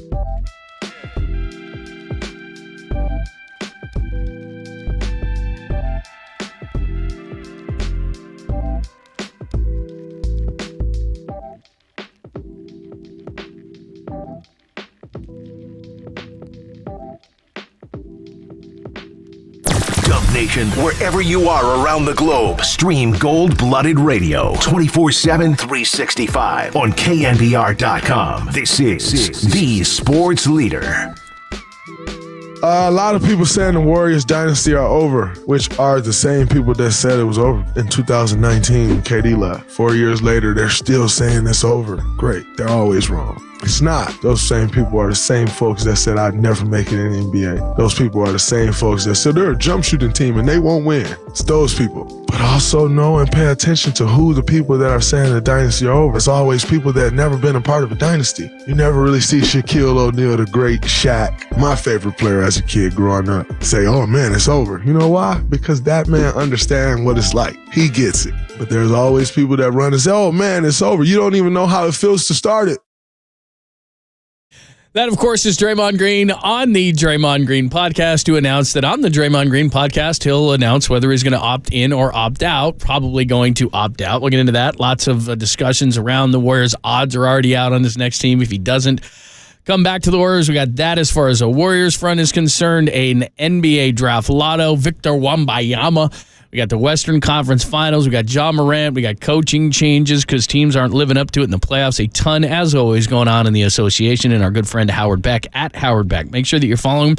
Also does lots of things for GQ Sports. Our good friend David Locke and the Locked On Network as well does tons of great stuff, and he is awesome. He joins us courtesy of the Uma Guest Line. Hi, Howard. Good to talk to you, and how are you? Hey, guys. Good afternoon. Boy, this is a tough question, but Draymond Green said it at the beginning. The whole dynasty talk of the Warriors, are they done? Are they not? There's a lot of moves to be made here. What's your thought? My thought is that they need to get Bob Myers to sign a new contract sooner than later. I think everything begins with Bob Myers and his future, and if Bob Myers is still there, then you have the best possible person in place to talk to Draymond Green about whether he's re-signing after opting out, whether he wants to extend, for how much, whether Klay Thompson is looking for an extension and for how much, because these are delicate discussions, especially with proud veterans who have been part of multiple championships and yet who are in, their mid-30s in the back half or late stages of their careers. And it's a delicate dance for any franchise, and you want the person in place who is best equipped by their trust and rapport with all these parties to do that, and that would be Bob. So if Bob Myers is back in the fold, then I think I would feel a lot more secure about where the Warriors are headed. And then look, I think the core is back, right? Myers, Kerr, Klay, Draymond, Steph. The questions are all after that to me. I could be wrong, but I think the offseason is going to be about how do you extend this run. And I don't know who stays and who goes with regard to everybody else, but that's the challenge. Without a doubt, Bob is the first domino, and he's at the NBA Draft Combine this week in Chicago, so he's not going to talk to media, Howard, until next week. Steve Kerr is going to talk to the media, and we'll carry it live here on KNBR at 1 o'clock. So much coaching upheaval as Doc Rivers got fired in Philadelphia, Nick Nurse got it in Toronto, Mike Budenholzer in Milwaukee, Monty Williams right after they lost in Phoenix. My question, because there's a lot of good jobs that are open, some that are very attractive with great rosters that have championship aspirations, and Steve Kerr only has 1 year left on his contract. So everything you're saying about Bob, Howard, and the special relationship that Bob and Steve Kerr have, if Bob Myers does leave the Warrior organization, how does that impact Steve entering the final year of his contract? I don't think we know that. I mean, listen, if whoever is running the show after Bob Myers, successfully keeps Klay Thompson and Draymond Green in the fold, and you're going to have multiple years left with those two and Steph, I got to believe that even without Myers there, Steve Kerr would say, you know what, I want to see this through. I want to be there for the full run, however long that may be. That would be my guess, but I'm just guessing. I can't read Steve's mind. But that would be the logical thing to me. Howard Beck is joining us to talk about the Warriors. We're going to do the rest of the NBA momentarily as well. In regards to Jordan Poole, here's a guy who a year ago they give the big contract to, and he seems to be, at least locally here, the scapegoat to this whole thing. Is he tradable at this point with that contract kicking in next year? everyone's tradable, and look, there are more untradeable deals than that. Ben Simmons to start with in my backyard here. It's not that Jordan Poole would be quote unquote untradeable. He's young. He has shown incredible talent and promise at times. Obviously, there's an inconsistency there, but he's also done really well when it's just been, hey, Steph is out, hand Jordan Poole the ball and say, go do what needs to be done. There are teams out there that would, I'm sure, love to put him in a lead role and grow with him and go, grow through all the bumps that a young player has. It's just everything is more glaring when you're part of that cast and that franchise with those expectations. And so Jordan Poole might be just as it was with James Wiseman. Jordan Poole might be much more valuable to another franchise than this one at this stage of his career and at this stage of the Warriors' run. The contract is big, and his play has been spotty, and so there's a disconnect there, and it does mean that teams would be wary and probably willing to give up a lot less than before he had signed that extension or before he had the season that he had. But, he does have value. I don't know exactly how to assess what you could get in return. I assume, I absolutely presume that the Warriors are going to find that out very soon. They'd be, even if they don't trade him, they'd be negligent if they didn't at least try to figure out what his market value is and what they might be able to get in trying to fortify their roster around the big three. And the big money on that contract is not yet kicked in. It's going to kick in this offseason. 4 years, $123 million. They gave him literally a couple of weeks after the Draymond Green punch in training camp, which leads to the voice we heard coming into the segment. Draymond Green talking about the dynasty and trying to continue it. And he obviously wants to resign here, Howard. But he has a player option, as we all know, for $27.6 million. Rich Paul from Clutch Sports, LeBron's guy, and others, represents Draymond Green. So it's one thing for him to say that he wants to come back. The organization has to get him signed to a long-term deal. You mentioned Bob as the first domino. Then right after that, it would be Draymond. And the two could be, go together, depending on if Bob leaves the organization, because Draymond is so tight with him. But how do you see the Draymond Green offseason going? Well, I guess Draymond will be letting us know soon enough. On a podcast near you, yeah. Yeah, always entertaining, and you get. I tell you get your money's worth, but podcasts are free, so that almost sounds insulting. I look forward to what Draymond has to tell us. As I say, I expect he's going to be back in one form or another, whether it means opting out and re-signing. If he says he's opting out, it doesn't mean he's leaving. Guys do this all the time where they opt out so that they can then re-sign under the terms of free agency as opposed to an extension. Those are different contract terms. But I don't know which path that goes. But like I say, I'd be shocked if he did anything other than stayed. Howard Beck, we're talking NBA, we're talking Warriors. Let's widen out the lens a little bit. Look, coaches get fired all the time. It's just interesting. In this case, Mike Budenholzer gone, Doc now gone today, Monty Williams gone. Teams are more impatient than ever. What do you make of this latest group that are gone? It's always been a volatile profession, right? It's always been a volatile existence for NBA head coaches and probably in the other sports too. It does feel like things have gotten worse, that the room for error is much shorter, that the patience is just not there at all. And, in some cases, they're all a little different, right? Like the Suns have new ownership and, Matt Ishbia just seems to want to make dramatic moves left and right, trading for Kevin Durant, giving away everything that they possibly had to get him, firing Monty Williams within seconds, it seemed like, after they lost. Doc had been there for a few years. He wasn't hired by Daryl Morey. They obviously, have had high expectations throughout the Embiid era, and they fall short again, don't make the conference finals even. So they're all different, but the through line, of course, is that, Doc is a guy who's won a championship and been a very successful coach in this league, and Mike Budenholzer won a championship just a couple of years ago before getting fired, and the guy he faced in that series was Monty Williams, who just got fired, and Nick Nurse got fired in Toronto despite winning a championship 4 years ago. Like, there's just nothing you do or have done seems to matter anymore if the owner or front office feels like, there's nothing else we can do, especially now. Like, rosters everybody's maxed out on their payroll. Everybody's maxed out on the salary cap. You've got very little you can do to try to change up the roster sometimes. And so that's the one place you can go. And the flip side of it, guys, is this. Like, there are times when you just need a new voice. And, the funny thing with this particular cycle is because these guys are all so accomplished, they're all probably getting rehired in a matter of weeks.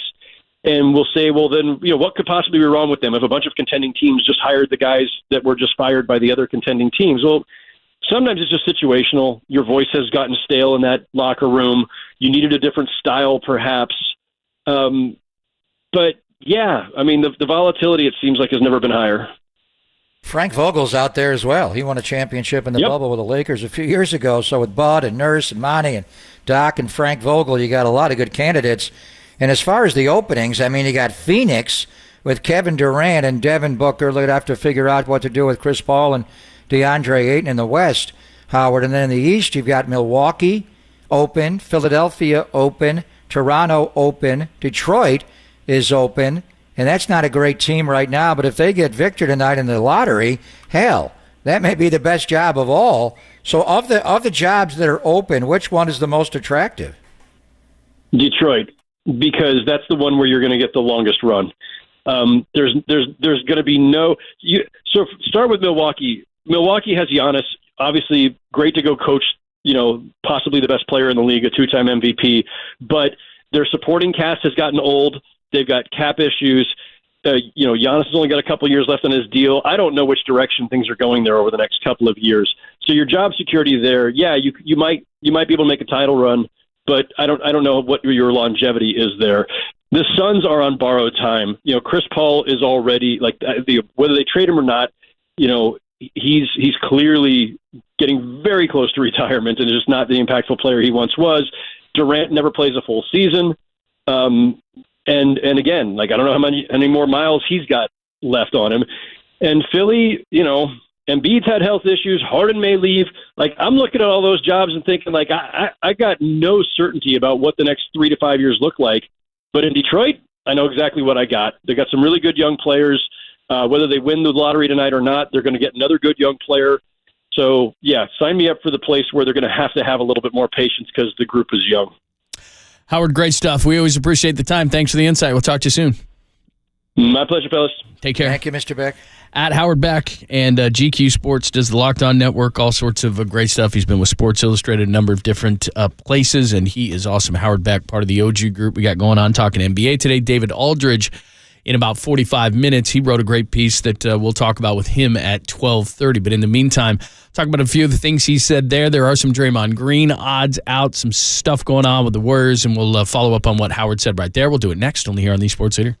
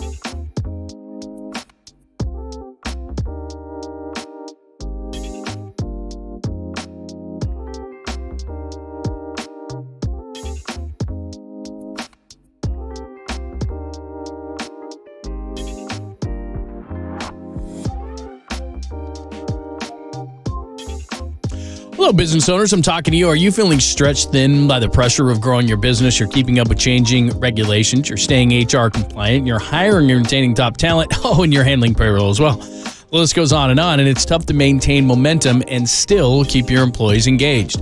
So fortunately, there's Insperity. Insperity puts over 35 years of HR service and technology to work to help you develop a people strategy that scales with you.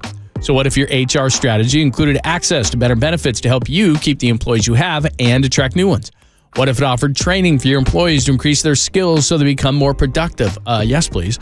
You know this as a business owner. There's going to be challenges to face always in business, and no matter where they come from, Insperity is ready to help you move past them by providing the HR solutions you need.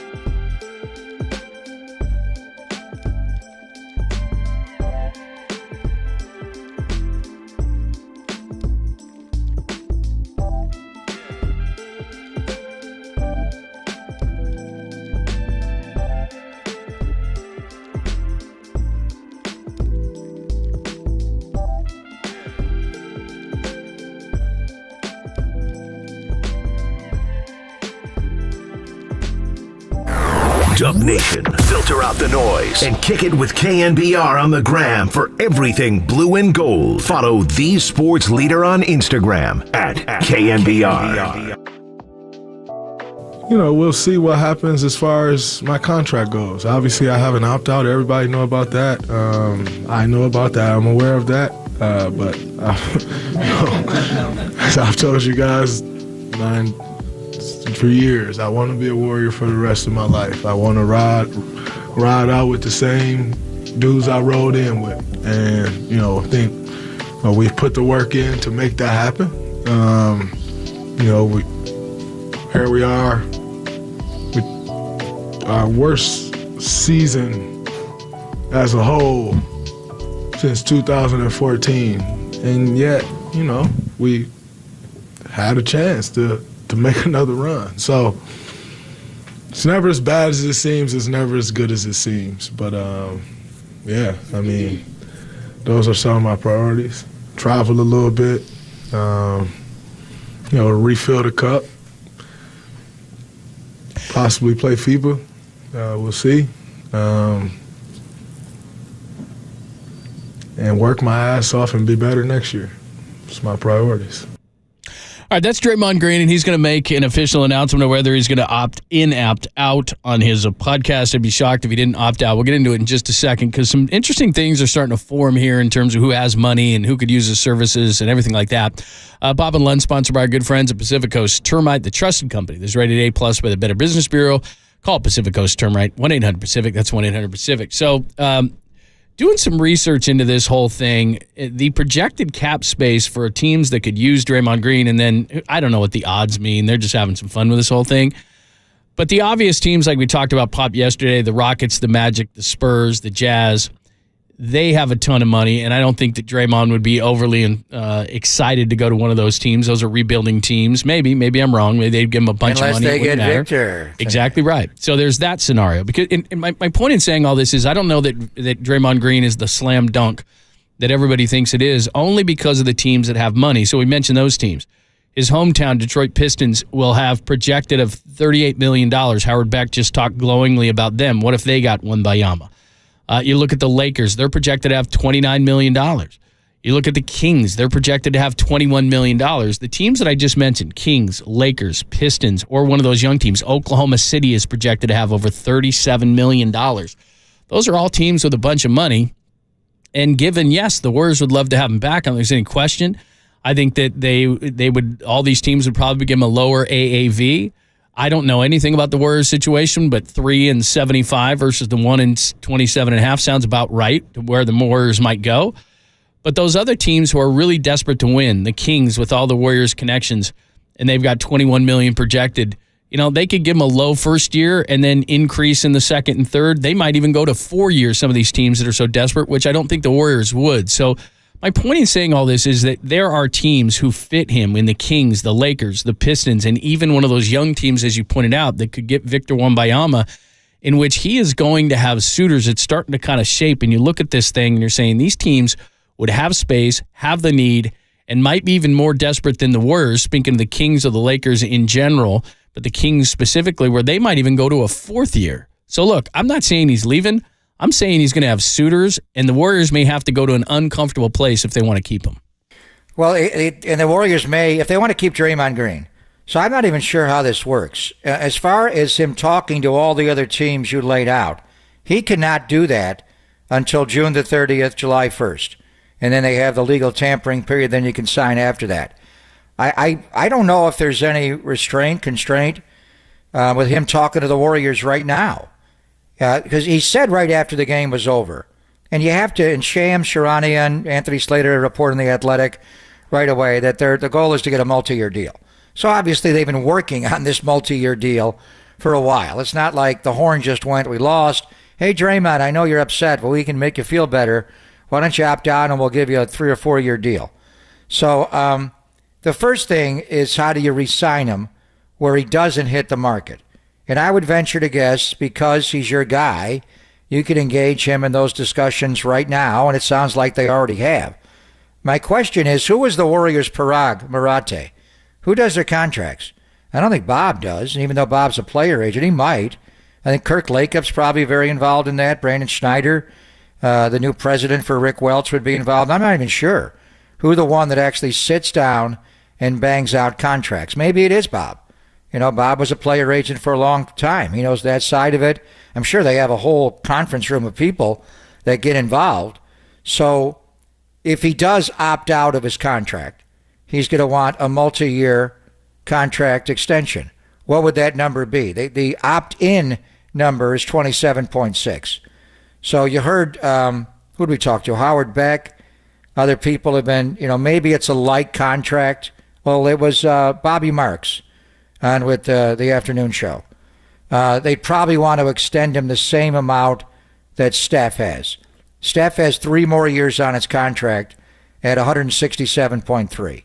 So would that be enough for Draymond to opt out and then do a 3-year extension? Would he want a 4? He's a competitive guy. What he wants is to be maxed out. He already went to that line earlier in the offseason. I'm a 4-time NBA champion. I'm Draymond Green. I'm a Hall of Famer. I want a max contract. That's where the competitiveness in Draymond comes out, not just in playing the game. It's every single thing he does as a human being. and getting a max contract, not being disrespected the way he has been by some people that he refers to as far as what do they know about a dynasty. He's taking a shot at Charles Barkley there. So what length of contract would he want? What's the max number for him? That would be really hard to do, to pay him max. And then you got Clay out there next year making 43.2, John, and he's talked about a max extension after that. They all can't get maxed, although they're looking at it like you're just going to max Steph over and over again.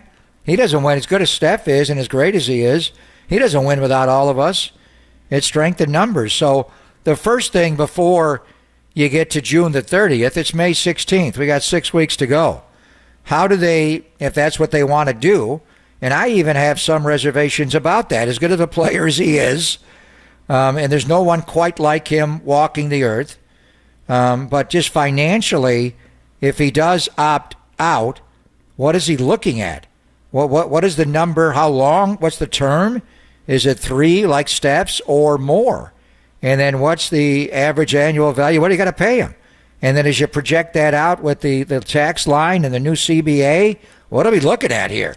Well, so how do we even do that? You're exactly right. And originally I thought to myself, first of all, there's no way he does not opt out. $27.5 million Well, for 1 year. what if he opts in and he has to be traded?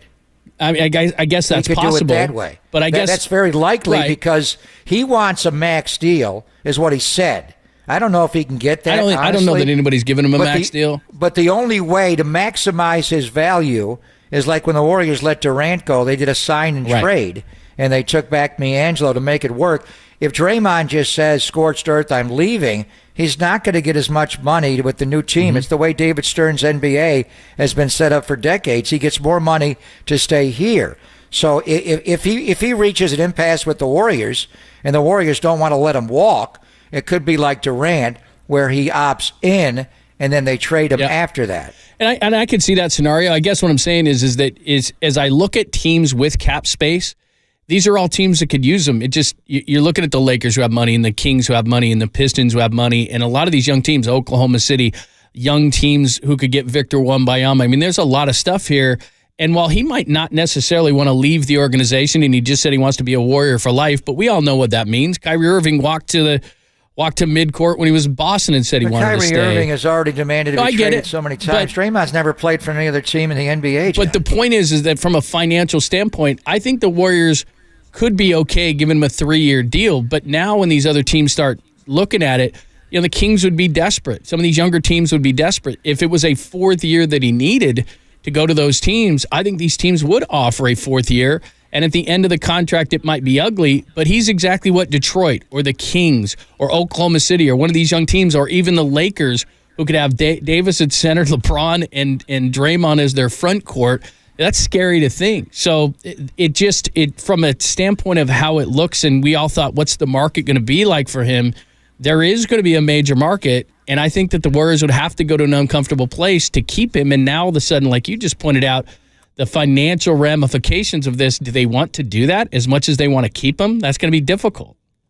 Well, I mean, the first thing, and the Warriors do all this work that you've done. So what are we going to pay Draymond? What do we have to pay Draymond? What is if we let him walk and he opts out and we say, come back to us on July 2nd, what do we have to pay him? If it gets to that point, he's probably gone.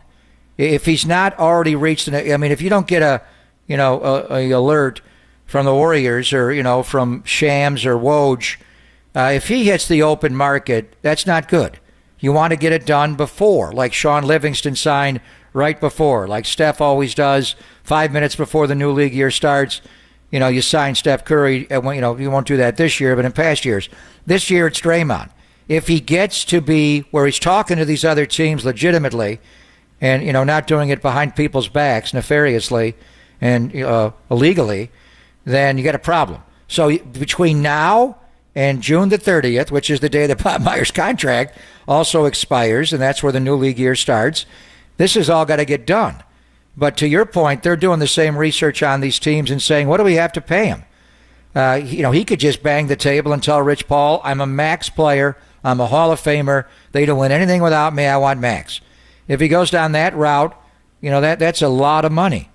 His max is different than some of the other people's maxes because he's made all NBA defensive teams, John, but the max deals are tied to all NBA teams, first, second, or third.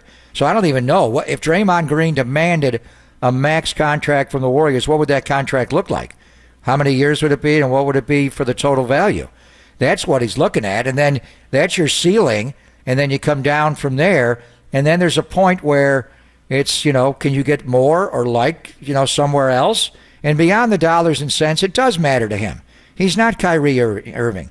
Kyrie won a championship in Cleveland, made the game-winning shot on Father's Day to break our hearts, and then he left right away.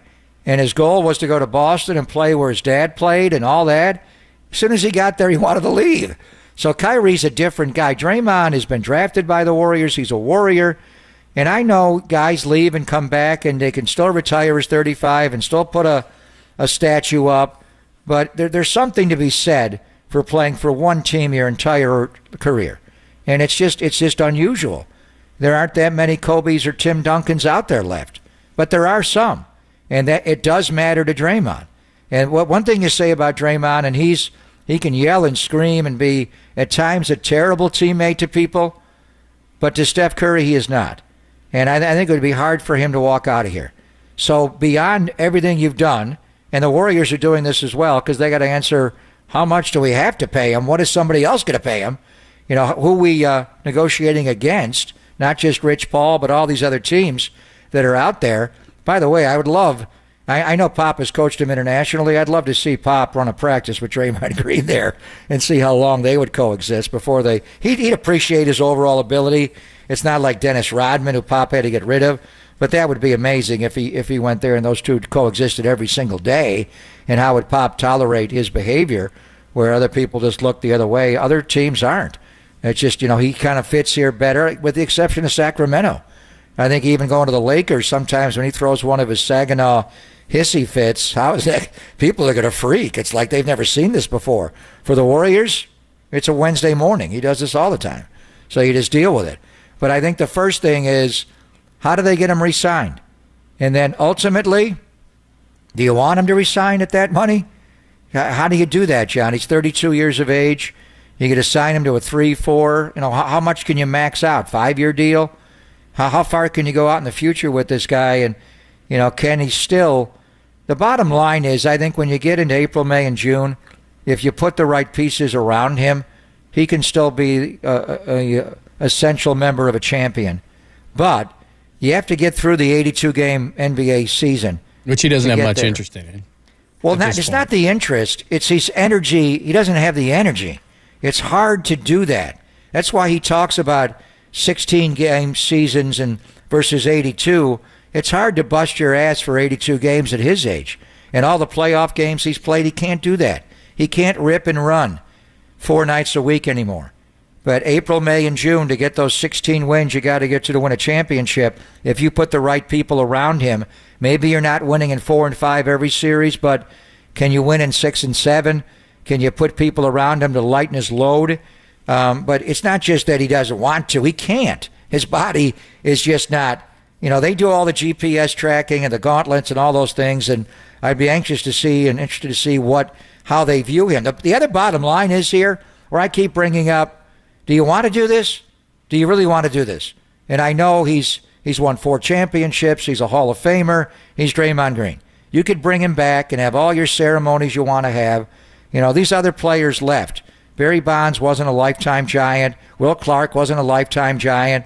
Madison Bumgarner wasn't. Tim Lincecum wasn't. Some were, Buster and Kane. But, they move on, and then you bring them back, and you have a ceremonial day where you retire their number like Sergio Romo. He didn't retire here. He went somewhere else. The bottom line is, and we use this line with Bumgarner and a few others, will he age gracefully? Do you want to be on the hook for his age 33, 34, 35 seasons? You've seen what it's looked like now. And can you afford to pay him that kind of money for the production you may or may not get for most of the year? And then the other side of it, and people forget about this, you're all blaming the season on this punch in training camp, which I think is overblown. It was a big situation then. Steve is going to talk at 1 o'clock today. We'll hear it. I'm sure they'll ask him about it. The biggest crisis since we've been here. At the time, it was white hot, and you had to get through it. But they got through it. And did it impact Game 6 against the Lakers or Game 6 against Sacramento when you kicked a home game? Boy, if that's the case, what are these players worth? But beyond that, you all want to get on Jordan Poole for his play this year. Everybody was quick to jump on Draymond at that time. And I've seen guys get hit in practice and you move on. But what he did was above the line. But how does that impact it? It's not just what we see on the floor and his lack of production at Sam's points, his tremendous production in other games. You can't win without him. But we don't, we just turn on the TV at 7:10 and there's Draymond Green playing. We don't have to deal with him 24/7.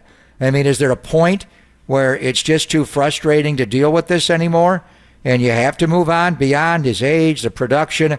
How much more does he have to give you? So all that comes into play now, and they've been thinking about it for months and months, probably the entire year and even longer, before you start looking at the Rockets, Magic, Spurs, Kings, all these teams that could pilfer him from your roster. The question is, what is the cost financially on our overall cap and what we can do to improve the roster? And then emotionally, spiritually, everything, Ali, to bring Draymond Green back. He's one of those guys, John, where you can't win without him, but it's also difficult to win with him at times. Well, and again, just to give you this isn't really a baseline. This is a max for 164.2. So that's $41 million a year. So that's what he could command. And again, if you look at the teams that have space. So first of all, he's not going to get that. 4 years is the longest you could go. 164.2 is what you can do. Well, it's $40 million a year. You're not going to do that but here's where it's going.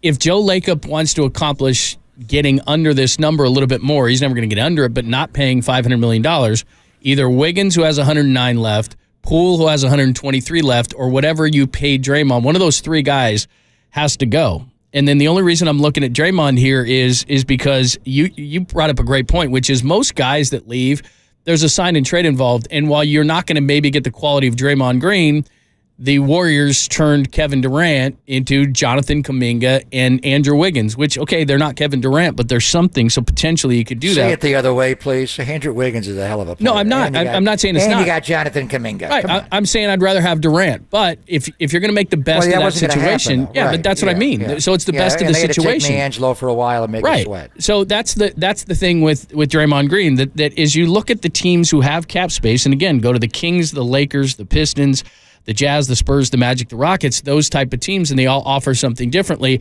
But then what could you get off those rosters? That's another thing that they've got to look at is if we take what is going to be $27.6 million off this roster, and as you point out, these teams have cap space, so you're not going to have to take equal value in return, but can you get some value whatsoever because they're so far over the number, just like they were with Durant. If you lose this player, that's like a black hole and that gets sucked up. So you can't replace Draymond Green. You won't still have a mid-level exception. So you can't just let him walk out the door. If he wants to go somewhere else, then it's probably going to have to be a sign and trade. So you may have to work with the Kings or the Lakers or the Pistons. Who would you get back? You'd have to get something because you can't get nothing. I mean, but when they did D'Angelo, they knew they could flip, or they were hopeful they could flip D'Angelo for Andrew Wiggins because Karl Anthony Towns wanted to play with D'Angelo Russell. The then owner of the Timberwolves, Mr. Taylor, what's his name, Glenn Taylor, yeah. He had a helicopter ready. They were going to take D'Angelo Russell. They wanted him. So by doing the sign and trade, the Warriors got Russell. And at the time, I remember the one, I think it's the boldest move they've ever made. And I remember having a situation with Joe Lacob opening day that year, like, why would you take D'Angelo Russell?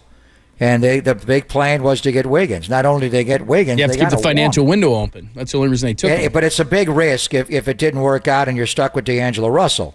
But they did that. But that's, there's a myriad of factors here. The bottom line is Draymond wants to be a Warrior. It sounds like the Warriors want to keep him so these other teams do not get involved. I mean, right away, if you're going to sign and trade him to Sacramento, I'd take Keegan Murray back the other way. And I wouldn't flip him. I'd keep him. Now, the finances wouldn't work there. You'd have to take more back. But that's for when you just can't make a deal with him.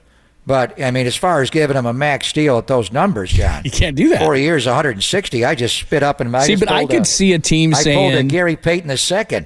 I ran off the court after vomiting in my mouth. But I could see a team saying 4-120. I mean, I could see a team saying 4-120, and the Warriors wouldn't do that either. I mean, if I'm the Warriors, it's got to be like he's damn near making that now. Right, but what I'm saying is at 27.5, I'm not going to give him a longer contract than Steph Curry, so I can give him 3 and something. I'd probably like to keep it around 75 or 80. Well, you're going to extend Steph at some point. Right, anyway. But as of this moment, I'm not giving Draymond Green a 4-year contract. And if somebody's going to offer him that, then I got to work a sign and trade with that team, or I've got to definitely move Poole or Wiggins.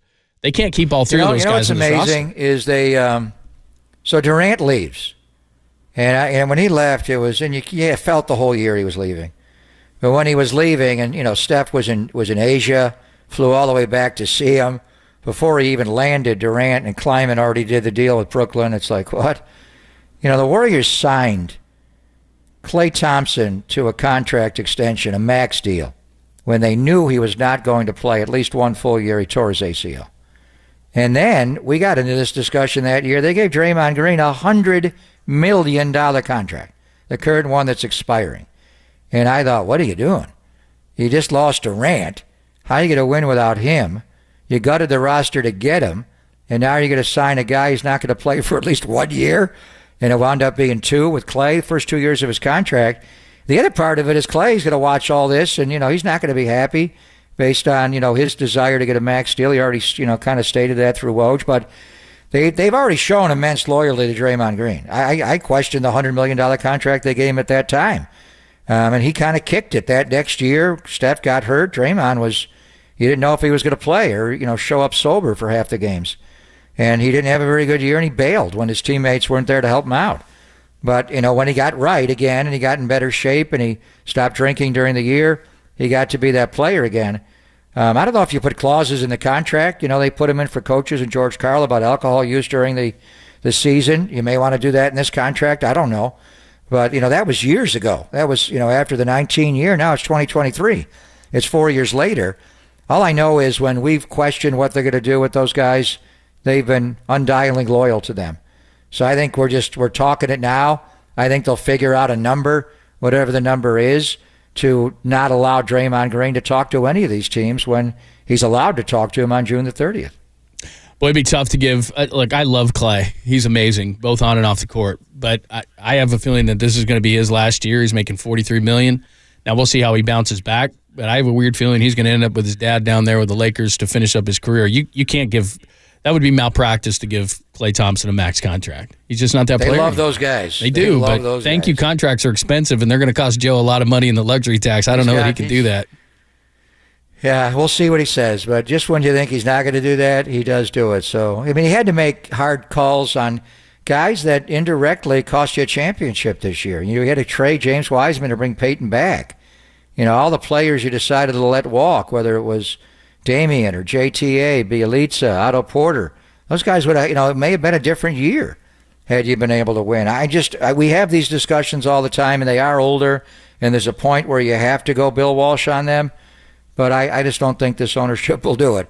He'll figure out another way to be creative, and it may take trading one of those young guys you'd rather not trade. But don't trade Andrew Wiggins, please, ever. The great David Aldridge is going to join us at the bottom of the hour. Great piece. We're going to talk a lot about, obviously we'll bring up the Warriors to him, but the Lotto tonight and what's going on with John Morant and the latest there and what will the Grizzlies do, and he could be facing a long suspension. So we'll talk to David Aldridge about it at 12:30. Don't miss it. It's Pop and Lund, only here on the Sports Leader.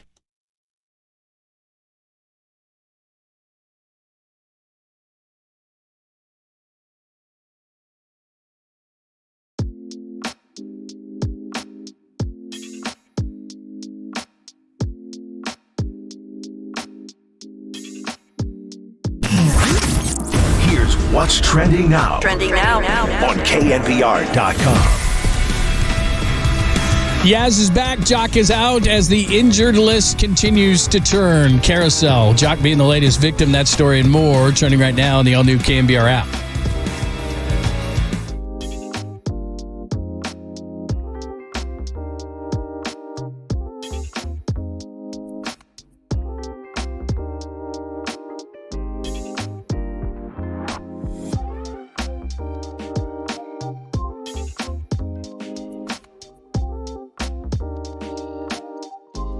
John Lind here with my good friends at the Dolan Law Firm. You know, it was a rough winter for many of us, the heavy rains, dangerous driving conditions, and unfortunately, our friends at the Dolan Law Firm, they saw a sharp increase in accident and injury cases as a result of that bad weather. Now, that wasn't the only thing that made the winter difficult. We all saw people affected by mass layoffs, especially in the tech industry.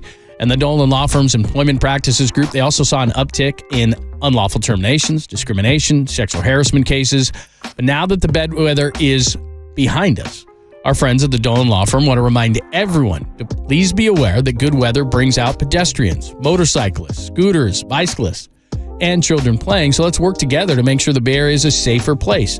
And for employees, go to DolanLawFirm.com to learn more about your rights. The award-winning firm has secured over, get this, $1 billion. Did you hear that? $1 billion in verdicts and settlements on behalf of their clients. Headquartered right here in the Bay Area, they live here, they work here, and they win here. DolanLawFirm.com.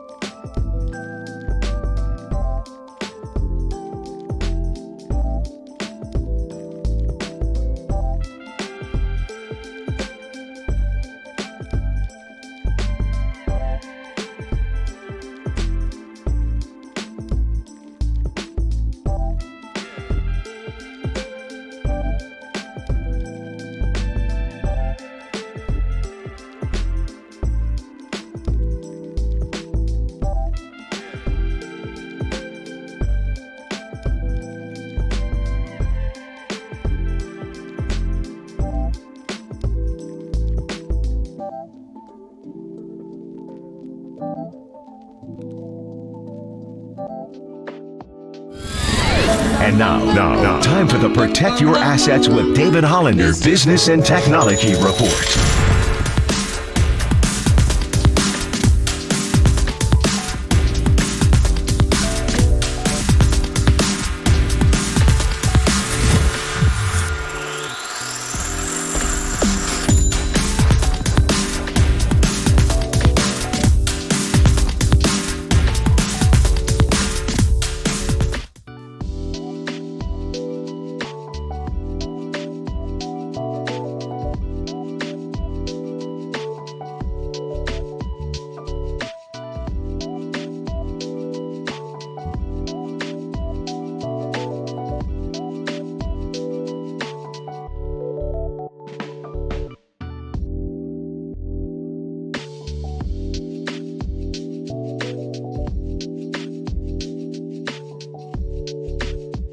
Listen to the sports leader anywhere, anytime. Download the all-new KNBR app. Now back to Papa and Lund live from the KNBR Casino Matrix Studio. Casino Matrix Progressive Jackpots are here. Where are you? Just drop in. Please play responsibly. 1-800-GAMBLER.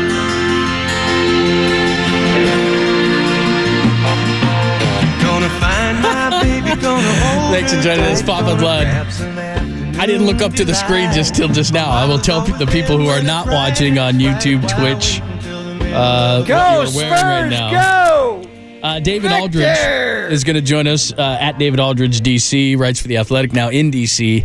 But before there was Shams, before there was Adrian Wojnarowski and Woj Bombs, there was David Aldridge. He was the man. There was Peter Vesey. Yeah, that's first. true. Then it was D. But David was awesome. In fact, I loved David early in my career because when I was in Portland and Rasheed Wallace would never talk, he would only talk to David Aldridge. And so what we would do as beat guys is we'd wait till Aldridge approached him, and then we'd all stick our mics in there because he was the only one he'd talk to. Did you smoke a spleef with him? Is that how he got him? Yeah, we'll have to ask. But he was amazing, Rasheed. and he still is. And he's got a great piece that he wrote last fall on Victor Wembanyama, who is He just wrote one now. Wasn't it just he the other day? just Was that a retweeted repost? it, but it was it was from that last. the original going back last fall? Yeah, he wrote that last fall, and then he retweeted it today, I guess. And so we're going to ask him about that and everything else going around the association, the Warriors, and the such. You do not want to miss that conversation because he's fun. He's the best. Well, So we'll talk to him I mean, it's usually when it's this time of the year, and I remember when the Warriors were drafting James Wiseman, and I had to do shows on TV and radio about that pick, and he had played 69 college games, 69 college minutes, right? Not games, Exactly. 69 minutes. 69 As minutes. ridiculous as that to say. I'm like, I don't know if he can play. I've seen him go up and down in 2.5 games. And Please dunk have an on opinion on people. those 3 games. Okay. It's hard. You can't tell. But Victor, in the middle of our show, they're sending us an alert to live stream, and we're watching him. It's like, who is this guy? Honestly, to me, he's the greatest individual talent to ever be eligible to be drafted. Now, what he does with his career is up to him and who picks him and his work ethic and good health and all that. But we go back in time, obviously, Bill Russell, he went number 2 to Boston. Red worked out a deal with the Rochester Royals. He'd send the Ice Capades to Rochester.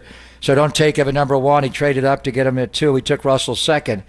And then obviously Lou Alcindor, Kareem Abdul-Jabbar, and the coin flip with the Phoenix Suns. And Neil Walk went to Phoenix. It changed everything in Milwaukee. A couple of years later, he got Oscar, and they won a championship. Durant and Oden. I mean, there's lots of them. As far as the lottery years, starting with Patrick Ewing. And we were there for that draft. And that was the year after the Rockets got Akeem Olajuwon. So in back-to-back years, their then owner, Leslie Alexander, and they tanked. They got Ralph Sampson, number 1 overall in 83, and Akeem Olajuwon, number 1 overall in 84. After that, they clearly were cheating, not playing competitively at the end. The draft lottery came in. Mully went to the Warriors, and obviously Wayman Tisdale went 2 to Indiana. I was there for that draft. The Ewing draft was big, but it did not result in a championship. And that's where, go Spurs go. The Spurs getting David Robinson, number 1 in 87, and then coming back 10 years later when I got there and getting Tim Duncan, number 1 overall in 97, changed that franchise. Outside of that, you got to go to LeBron James as far as the number 1 overall pick in the draft. Victor is that kind of talent. So usually this time of the year, who was the number 1 overall pick last year? Cade Cunningham, good player. Who was the number 1 overall pick the year before? When Wiseman went 2? Edwards. It was Anthony Edwards. Zion the year before. DeAndre Ayton the year before. Markelle Fultz the year before. Jason Tatum went 3rd. Tatum going behind that. Hurts. And Ben Simmons. So the point is, normally we don't get into a lather over this because since the one-and-done era, these players are not ready to play in the NBA. It's a real miss on whether or not they're going to flip your franchise or even be good enough players to make all-star teams. This guy is different. If he has the kind of health you want him to have, the skill set at 7'4", he is Ralph Sampson tall, but he's a way better player than Ralph Sampson. He's Kevin Durant. He's got the ball handling of a Steph Curry and the shot, at least the technique off his fingertips. And then as a shot blocker, he's a monster on both ends of the floor. He's Sean Bradley meets Manute Bol. So exactly what is he? But I think in time, and Ewing was the first, John, and we've cited the other ones, tonight could be the most significant draft lottery in the history of the NBA. I guess LeBron would be right now, and Tim Duncan would be as well. LeBron's it, right? But this guy, this skill set right now, LeBron James was highly skilled and a man amongst boys in high school, never played college basketball. There's never been a skill set on any human being walking the earth like Victor. All right, we'll talk to David Aldridge about it. Wrote a great piece last fall and retweeted it, and there's a lot of issues around the NBA. Let's get into all of it with David Aldridge next on the Sports Leader.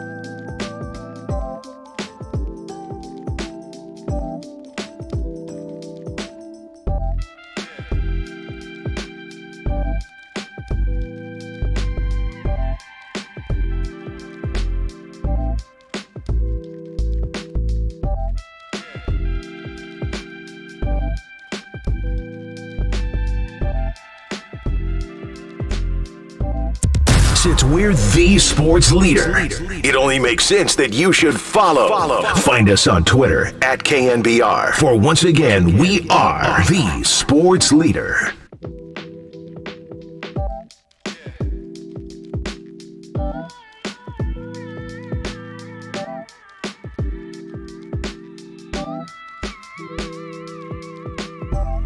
Thanks for joining us, Papa and Lund, on a Tuesday. David Aldridge is going to join us momentarily from The Athletic. A longtime NBA insider. He is awesome. He's got a great piece up in The Athletic that he wrote last fall, actually, that he just retweeted about Victor Wembanyama, who is the grand prize for whomever wins the lottery tonight, which will be on. Detroit, Houston, and San Antonio both have go, a 14% Spurs, go! chance. You see how ratty my T-shirt is? I was just going to say, how you are First amazing. year I got to San Antonio, they gave me a swag bag. Can't pick at those holes, man. It's going to get big. Well, this is my workout T-shirt because I don't normally wear it anymore. That is that like you Incredible Hulk that 20 shirt? 20 plus years. So it's either the termites or my your chest busting through. But what would it mean for whoever gets him? We talked about the player, and DA will break it down. Victor's all that, but he'll change the fortune of a franchise tonight. If the Pistons get him, what does that do for them? The Rockets and James Harden leaving and maybe opting out and going back to Houston. If San Antonio gets him the way they did David Robinson in 87 and Tim Duncan in 97, and they won the lottery in 97, Boston and Rick Pitino had the most ping pong balls in that lottery, and the Spurs lucked out and got Tim Duncan, and 5 championship rings later, Pop is a Hall of Famer. I think he coaches 5 more years. If the Spurs win the lottery tonight, I think Greg Popovich does coach 5 more years, which impacts all the other former Spurs, like, Monty Williams is out there, Mike Budenholzer's out there. Doc Rivers was a Spur my first year and 2 years in San Antonio. I was working with Doc on TV, is available. So a lot of good coaches are out there that could go back to San Antonio. But if they win the lottery tonight, John, I think Greg Popovich coaches another 5 years. This is the kind of talent he's been waiting for since Tim Duncan. Yeah, like you said, it just doesn't happen that often, and when it does, it can change a franchise. Like you said, the number one picks, and Victor Wembanyama is the guy. And again, tonight, Detroit, Houston, San Antonio, the 3 teams, the 14% chance. What if Portland gets him? Could change the franchise. Chance. Absolutely. Let's get into it. David Aldridge, the great David Aldridge, longtime NBA insider. You can now catch him with The Athletic, and he does a tremendous job there writing about DC sports. Make sure you're following him, you're reading him, and he wrote a great piece last fall that he just retweeted on Victor Wembanyama, and we talked to David courtesy of the UMA guest line. David, it's always our pleasure. How are you? I'm good, fellas. How are you? Yeah, great, thanks. So tell us about this guy. I mean, we've been talking, and it's almost by this point like this mythical great figure, but a 7'5" Frenchman, and he is one of those guys supposedly who can change a franchise. Well, he will change a franchise. So there's no doubt about that. I don't think, unless he gets hurt. That's the only caveat. He does have guys who are.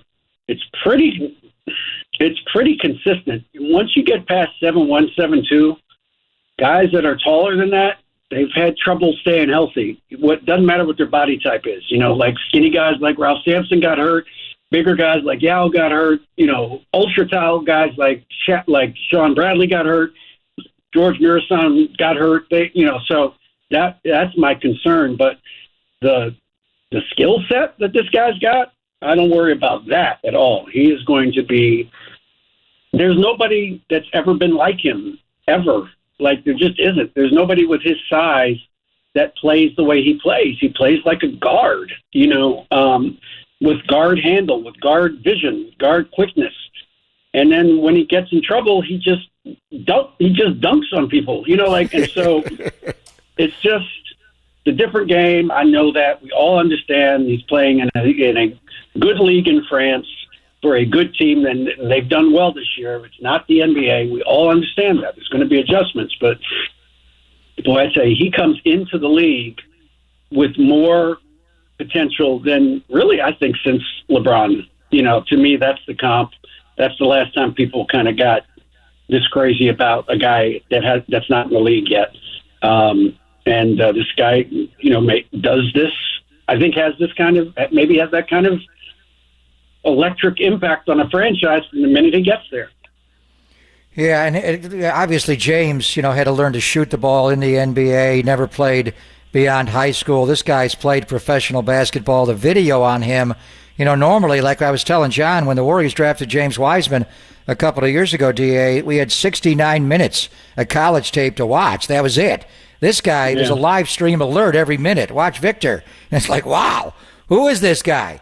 He looks like, a combination of Ralph Sampson's size with Kevin Durant's post game with Steph Curry's handle and potential shot. We go back to Lou Alcindor, Kareem, and the coin flip with Phoenix and Milwaukee in '69, obviously, and there have been others. Patrick Ewing was the original lottery pick.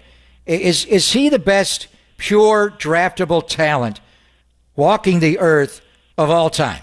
I mean, even Lou or Kareem or, go back to Russell when they got him number 2, Hakeem Olajuwon, Michael went 3. Right. You mentioned LeBron. Just, is there anybody with his skill set that's ever been eligible for the NBA draft before? I mean, no, it's unique. It's just unique, right? I mean, he just has things, again, that nobody at 7'4" or 7'5", we still don't really know what his actual height is, has shown that they can do. That has to do in part with, I'm with a lot of you guys. I'm watching him on TV right now. He's awesome. He's awesome. It's just unbelievable. It's incredible. I just grab that and dunk it. Because nobody's had this size, this stuff that he's got. He's got this stuff that we just don't see in anybody his size. And again, that's part of the evolution of the game because he's allowed to do. He's encouraged to play this way instead of you're a big man, get in the paint, rebound, dominant, block shots and post up. We allow big men to do different things now. And he can do those things. We take the podcast with a guy today who has covered him in France for the last couple of years and knows him really well and knows the team and all that. And he said that Victor can dominate a game at the offensive end if he wants to, and he can dominate a game at the defensive end if he wants to. And so to me, maybe the comps we're thinking of aren't the right ones. Maybe the comp is Ohtani. Maybe that's who this guy is. Maybe he's Shohei Ohtani. He's just this guy that can do everything on a basketball court. Like Ohtani can do whatever he wants on a baseball field and be great at it. Maybe that's the comp. Maybe it's not a basketball comp. Maybe he's Ohtani.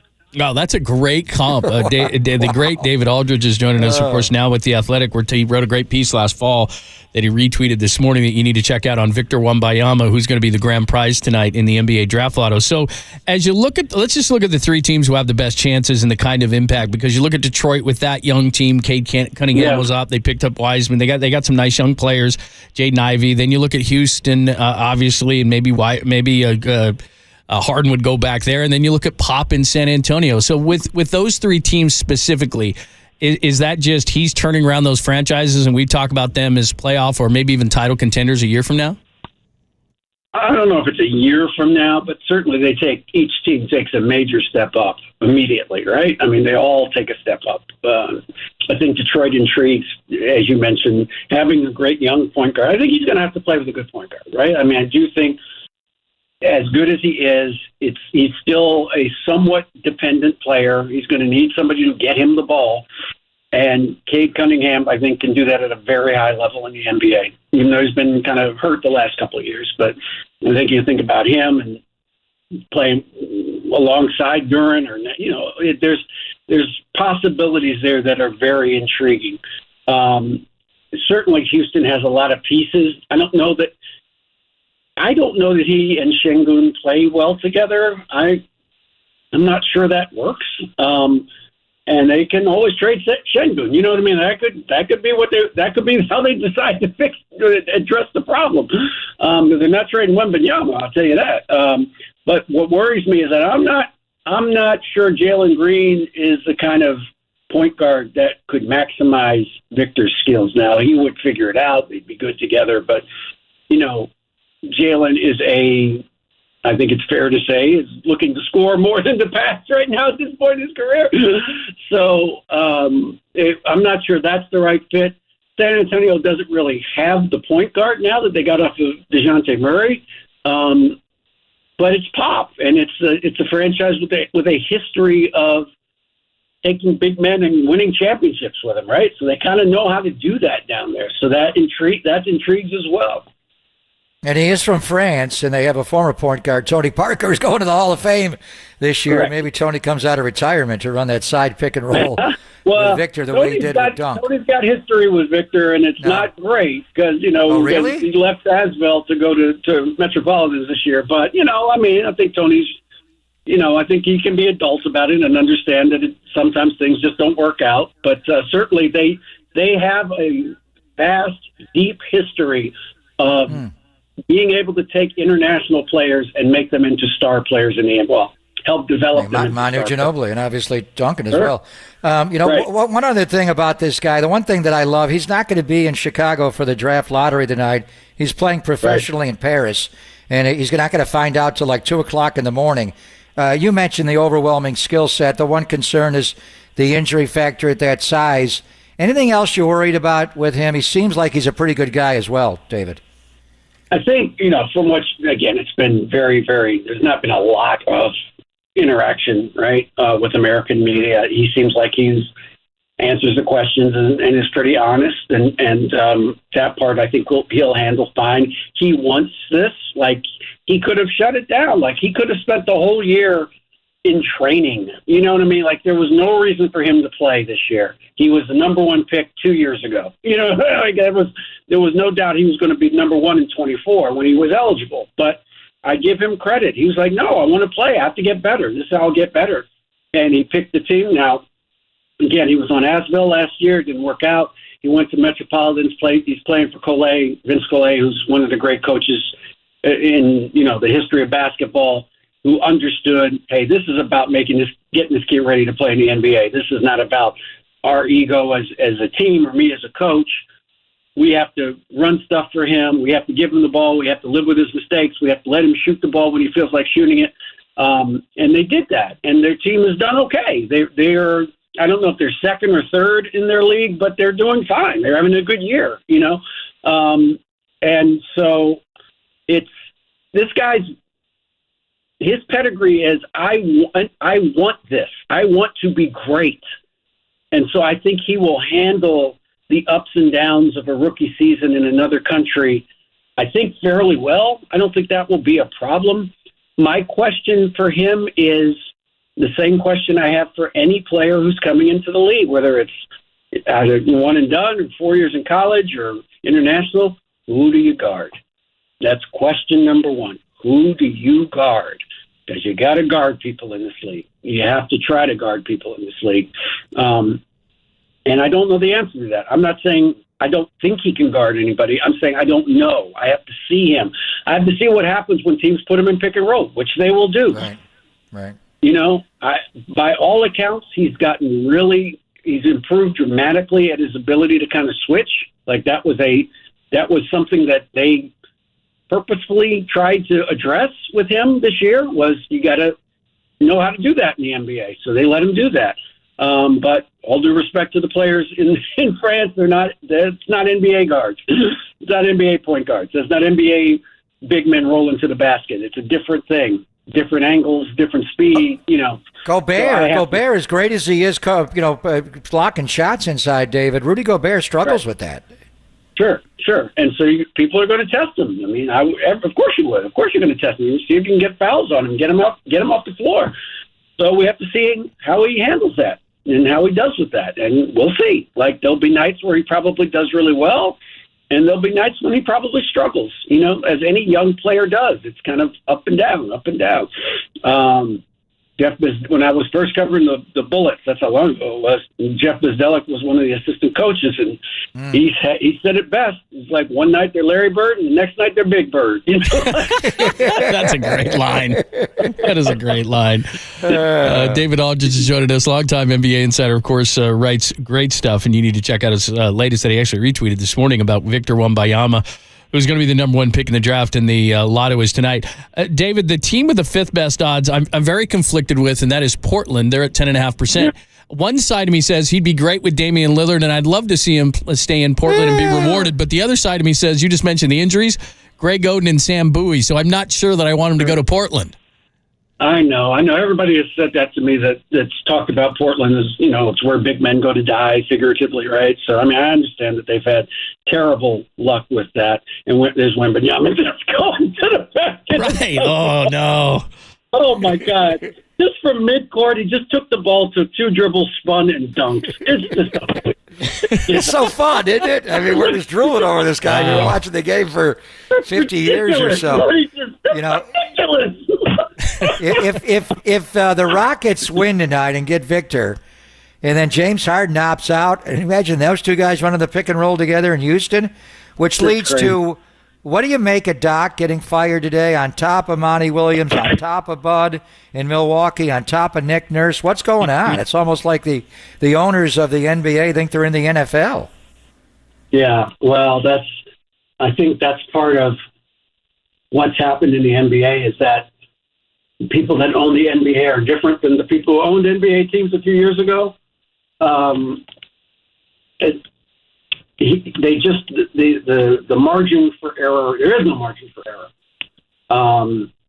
If you don't win, you get fired. Like, I get it with Doc. Like, he was brought there to win a championship for them. I get it. Like, that's what the job was, and he didn't do it. And at some point, you got to move on. I get it. But how do you fire Monty Williams? Like, Monty Williams changed the entire culture of the Phoenix Suns. They were a joke 3 years ago when he got there. And now they are a team that's considered a championship contender. And no, they got their doors blown off 2 years in a row. I get it. It's bad. It was bad.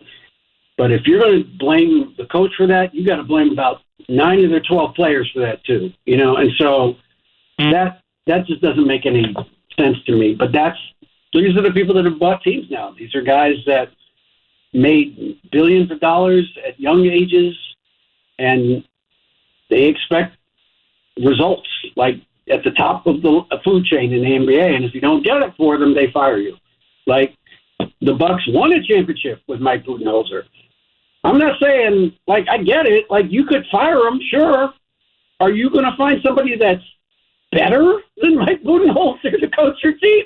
Like, you might find somebody that's good, but you're not going to find anybody better, for the way that they went the last couple of years. So, I don't know, but that's just that's the league now, and that's going to be, and every coach is under the gun. It's a year-to-year situation. Nobody has job security other than a couple of guys. I think Pop has job security. He can call his shot about when he leaves. I think Spoelstra's got pretty good job security, but other than that, I think everybody's auditioning every year for their job. Great stuff. David, thank you so much. Great piece on Victor. It's going to be a lot of fun. It's always our pleasure. We'll talk to you soon. Okay, thanks, guys. I appreciate it. Take care. You too. Thank you, sir. Thank you. At David Aldridge, D.C. He is awesome. I've never heard David Aldridge that giddy even close. So excited over this guy. For anybody who knows David Aldridge, we've known him for years, you and I. He is as stoic as they come. I mean, he's very straightforward. He was giggling, man. He was giggling. I mean, that's unbelievable. So anyway, make sure you check out his piece in The Athletic that he retweeted this morning. All right, Steve Kerr, top of the hour. In about 10 minutes, his end of the year press conference. A lot of questions for Steve, and we'll have it for you right here on the Sports Leader.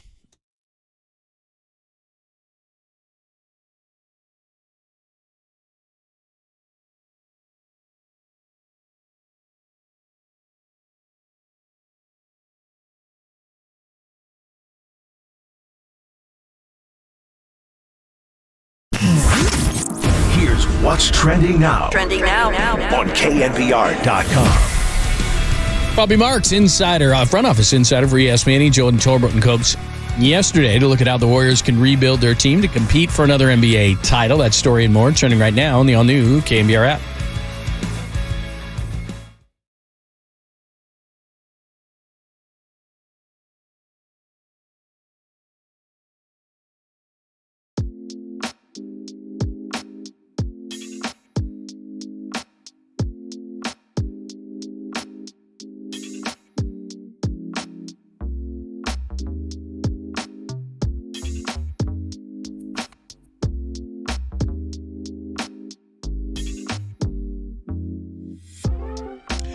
Hey, your old friend John Lund here, and we've talked about this many times. I was walking into restaurants, had the light on my phone to try to read the menu. I'm looking down at my, how fast am I going anyway? Ooh, there's red and blue lights behind me. I guess I'm going 80. I couldn't see that because I can't see. But then Papa was coming into the studio all the time saying, look at my new eyes.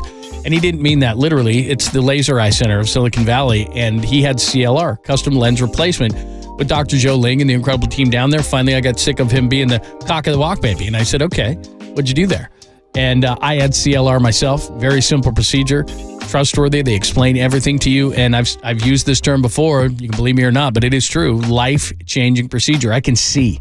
It's great not having to hunt for glasses all over the house. You can see your phone. You can see how fast you're going. You can see menus in a dark restaurant. It is awesome. So what are you waiting for? If your eyes are giving you trouble like mine were, all you have to do is call 877-GET-2020. It's a free consultation, 877-GET-2020, or you can visit them online to see more at bayarea2020.com. It's time for you to wake up and simply see. It is awesome. It's the Laser Eye Center of Silicon Valley, custom lens replacement. Ask them about it. It's Dr. Joe Ling and the incredible team at the Laser Eye Center of Silicon Valley. Again, you can either jump online and check them out or give them a call right now, and it is very simple. A free consultation at 877-GET-2020 or bayarea2020.com.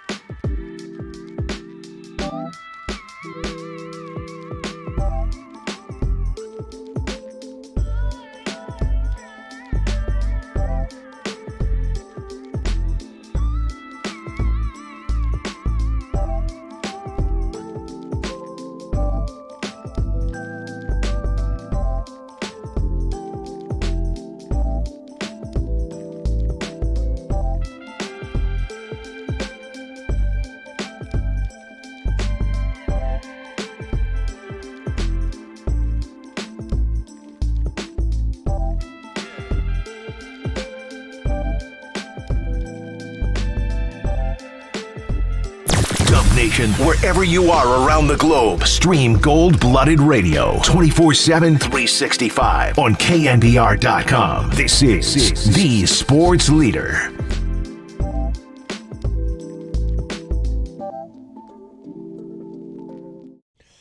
Hello, friends. Thanks for joining us. It's Pop and Lund on KNBR AM and FM San Francisco, the sports leader, a Cumulus media station. You can listen to us, as always, KNBR 680, KNBR.com, the new KNBR app, which, by the way, you can also catch us if you go to KNBR.com or the KNBR app on YouTube or Twitch. You can see us, which may or may not be a good thing.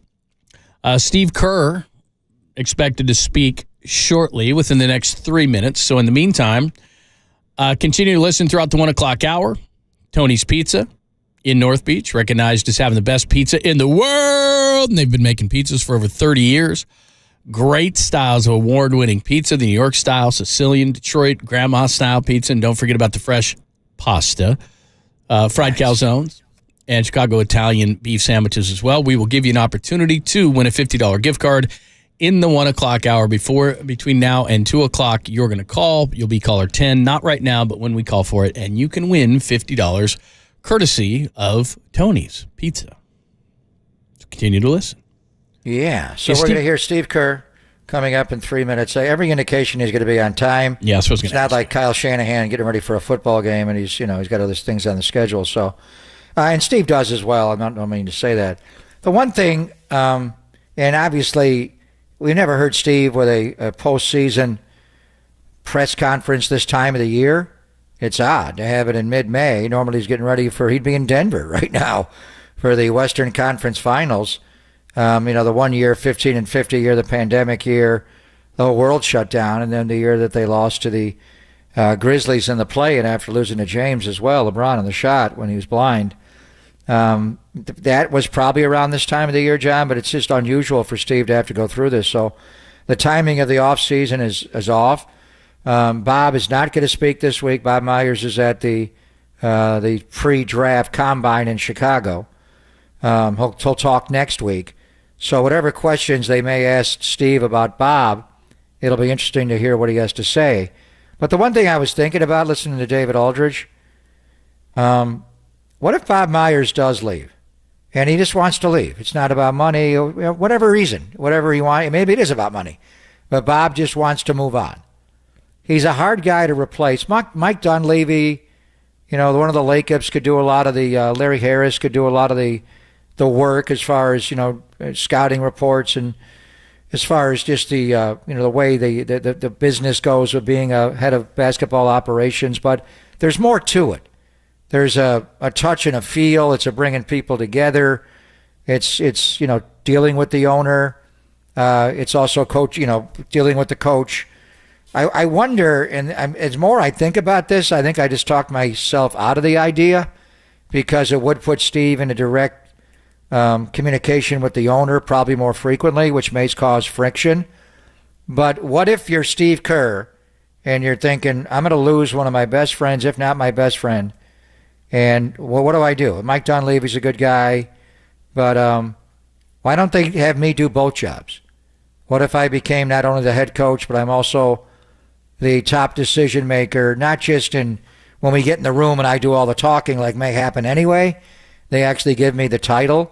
But how many people have that? I think Brad Stevens had that in Boston. He wore himself out. Pop kind of has that in San Antonio, but he has R.C. Buford for years, and there has been a change there. The concern would be Steve would be directly more involved day to day with Joe, and that may cause problems after you lose a game, and you need that buffer. Maybe Dunleavy or one of the Lakeup boys or both of them could do that. I mean, if Bob does leave, has anybody brought up the idea of Steve Kerr doing both jobs, being the head coach and the GM? I would think it would just be too taxing from one standpoint, as you were saying, that where Bob is so good. First of all, he's the face of the franchise.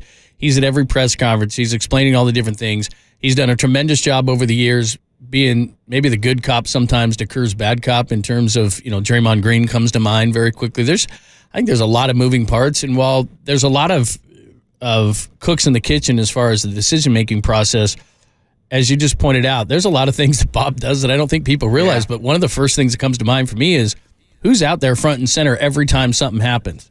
Bob Myers. Well, Steve is too, and he does a great job. And by the way, he is sitting down right now to have his end-of-season press conference. Steve Kerr.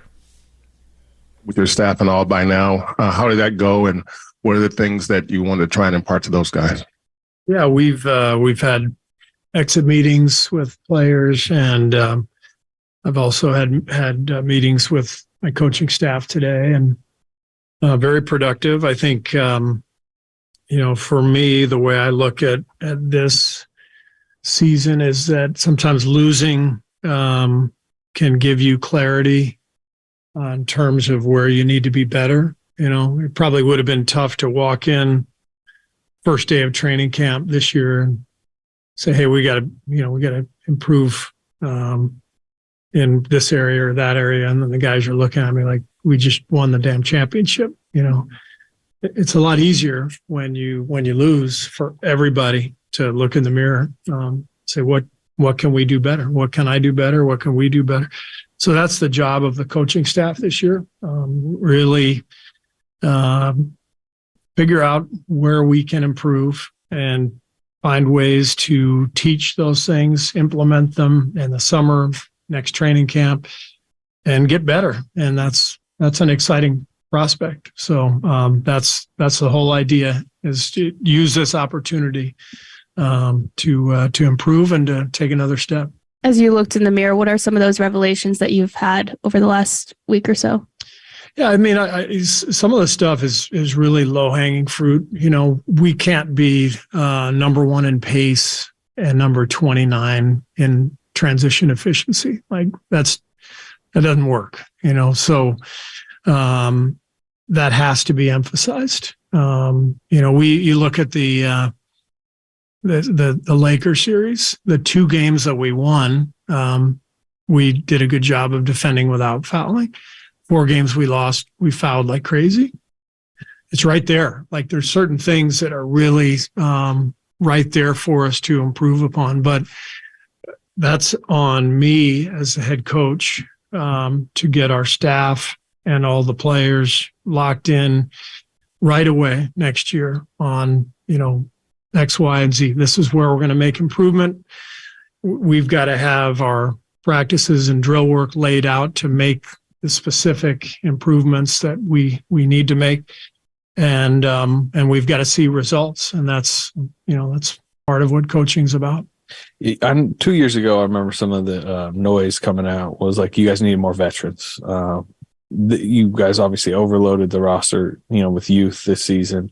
I guess, how do you see that impact the product on the floor? And I mean, do you think there needs to be an uptick in veterans?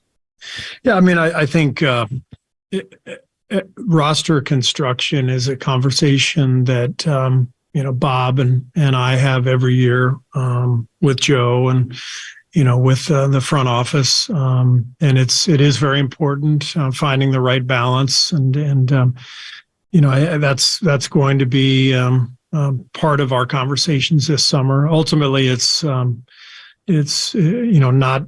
my job. It's really more Bob's job to construct the roster. But the great thing about Bob and the way we've operated here is that we've always collaborated, and so there will definitely be a lot of collaboration this summer on putting together the best possible roster for next year. Steve, 2 questions for you, and one is following up on Slater's. From a coaching standpoint, though, how was managing or coaching this whole 2 timeline thing over the past couple of years, but then specifically this season?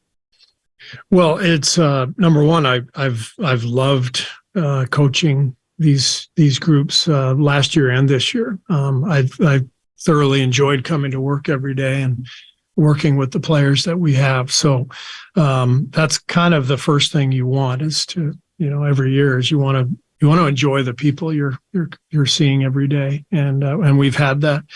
I think we have implemented over the last 2 years, a player development system that has been very productive.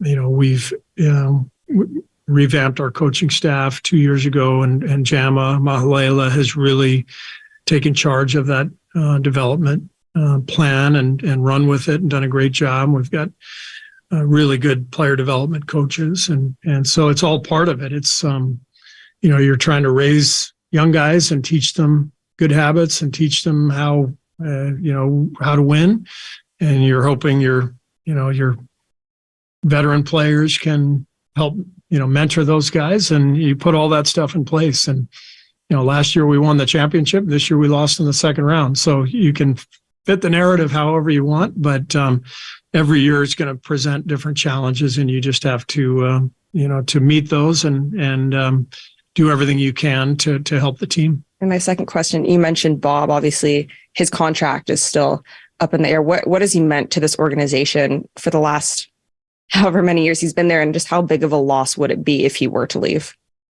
Yeah, Bob is such an important part of our organization, not only as one of the faces of the organization out there in the NBA world, meeting with other executives and agents and, representing us in that regard, but also with his relationships with our players. He's got such credibility with our guys. There's so much history there, the continuity that exists between, Bob and the older players means that he can have those difficult conversations, and sometimes even during games, which is pretty rare, but something that has been a huge help for me. Bob and I have a great friendship, a great working relationship, and I absolutely hope he comes back. But it's also a case where I want what's best for Bob, and if he decides that he's going to leave, of course, I'm going to support him 100%, and we will remain friends for a long time. And I would miss him, but I support him regardless of what he does. Steve, when Maddie asked you if you looked in the mirror, you mentioned some very tangible things, but so much of the Warriors' ethos over the past few years has been very intangible. It's been culture and joy and chemistry. I'm just wondering how different was this season in regards to all of that than previous seasons, and what do you need to do to kind of get that back? Yeah, I think there was some of that was lost this year for sure.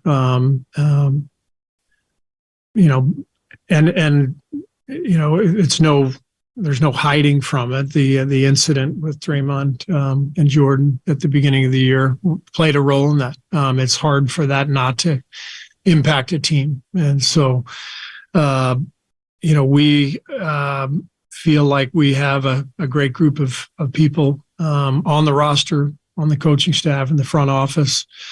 We have a way of doing things that we're very proud of, but those things were definitely challenged this year.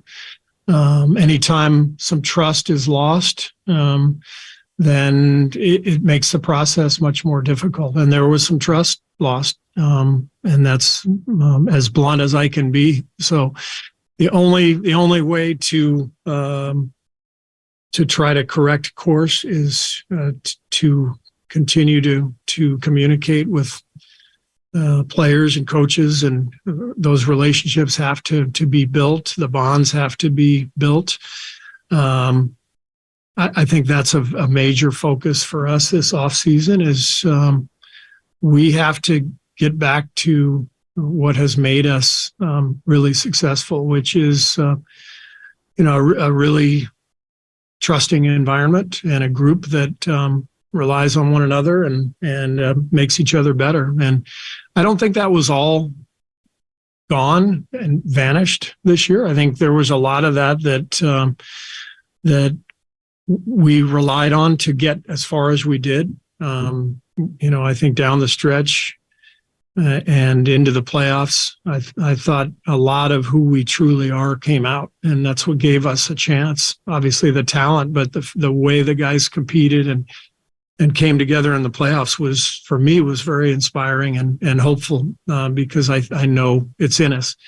But it was that was threatened during the year, and the regular season matters. It really does matter. I know in this day and age of the players resting and all that stuff, sometimes people say just throw that out. It all matters. We won the championship last year after getting off to an 18-2 start, and these vibes were incredible. That carried us forward, and so this year that was really challenged, and we have to fix that. Steve, over. You have 1 year left on your contract, and typically in sports, this is about the time when two sides start talking about extensions and so forth. So first question would be, have those discussions started at all? And the second question would be, how much longer would you like to coach? Are you a lifer or what? Every coach says he's not a lifer, and then he turns into a lifer. That's what I've found. Our organization has a lot to sort through this summer, and my contract situation is not, nor should it be, at the top of the list. Right now, Bob's contract situation is number one, because that influences a lot of the player decisions that have to be made, contracts, draft, free agency. So, we will get to my stuff whenever that happens, and I'm in no rush for that. I love coaching these players. Love coaching the Warriors, love living in the Bay. But I'm also in the NBA, and all you have to do is look at your phone every day and see the next Hall of Fame coach that's fired. It's insane. I've never seen the league like this. I'm under no illusions that I have a lifetime job here or something like that. But I love what I do, and I hope to be coaching here for a long time, but you never know how things work out, so we'll see. Follows up a little on Ann's question about, you mentioned the lack of trust or some break of that. Still work to do on that, you think, with this team? Sure. And I mean, is that going to take something different than just the normal offseason stuff? Could there be discussions about this, or meetings, or whatever, camp, whatever you want, kumbaya camp? I mean, what can you say generally about how that can get rebuilt? Well, I think one of the tricky parts of having a roster that's so different in terms of the age groups is that it's pretty natural that over a decade you're going to build up these really strong bonds, and those bonds are going to be connected within the team through multiple people, whether it's coach, player, GM, owner. And so, we've got this group that has been together for a long time and has earned a lot of trust. And then we've got a lot of young guys who are just trying to find their way in this league. And I think those relationships within the organization have to be forged, and it doesn't happen overnight. It's like any other human relationship. It just takes time. And for these types of bonds to forge, you have to go through some trials and tribulations, and you have to get through stuff. And but you have to purposely connect and communicate in order to build those bonds. And I think that's something that is ongoing all the time with any organization, with any team, any business. Relationships are kind of the bedrock of what you're building. And so we have to continue to allow these relationships to grow, but we need to purposely forge them too through not only the experience of what we're going through, but through communicating what everybody's feeling. Steve, what do you want to see Jordan improve at this summer? And do you still view him as like a franchise building block type piece? Absolutely. I called him one of the foundational six at the end of last year, and I still believe that. It's important to remember Jordan did some really good things this year. He had a tough playoff stretch, but he averaged 20 points a game for us. It's hard to average 20 points a game in the NBA. So he helped us win a lot of games. He helped us win a championship a year ago. He would be the first to admit it wasn't his best season. But that's how these things go. That's how careers go. So as his coach, it's my job to help him get better and help him really find his groove and find a good comfort zone next year. I think the number one thing is he can be more efficient. He's such a talented player that we can help him get better shots. offensively. And then on the defensive side, he's proven when he puts his mind to it, he can fight and get into the fight and hold his ground. And people are going to attack him because that's the nature of the game. Every NBA game you watch these days, it's a pick-on game. And so some guys are just going to be picked on. I know he can hold up to that. And so those are the areas where, we're going to really work with Jordan, and I know he's got the capability to improve dramatically and come back and have a great year next year. Steve, entering the offseason, are there any glaring holes on the roster in your mind or areas that you want to see evolve from a personnel standpoint? Not really. I mean, we love the guys that we have on our team. You can always get better. You can always take a look and see what's out there. But look, we were one of the last 8 teams standing for a reason. We've got good players. Hopefully next year we'll have more continuity, better health. Can't control all that stuff, but I think we're all excited about who we have on this team. The third year for players can sometimes be a leap year. Do you think Jonathan Kuminga can be a heavy impact winning player by next season, particularly in the playoffs? I think, of course, people are going to be focused on the playoffs because that's the most important time of the year. But if you look at Jonathan's regular season, he did some great things. I think the biggest thing for him is to continue to grow. And I tell him all the time, he's got 15 years ahead of him. He's got such a long career ahead, got a lot of ability. And he's just in the process of learning the NBA game. And he's 2 years in and he's accumulated a lot of knowledge, but he's got a lot more to accumulate. And as long as he continues to work, which I know he will, he's a great kid. He wants to be great. As long as he continues to just put his head down and work, he's going to get a lot better. Where do you think, or I guess why do you think he wasn't ready for the playoff rotation? I think the biggest thing was with Wiggs and Gary in place again. It lessened the need for what JK's strength is right now, which is on-ball defense. So the best way for Jonathan, and I told him this, best way for him to get more playing time is to become a more versatile player. Where I look at every combination that we put out there as a puzzle. The puzzle has to fit. The more things you can do, the more easy it is to fit into a 5-man lineup. And so rebounding is a huge thing for JK.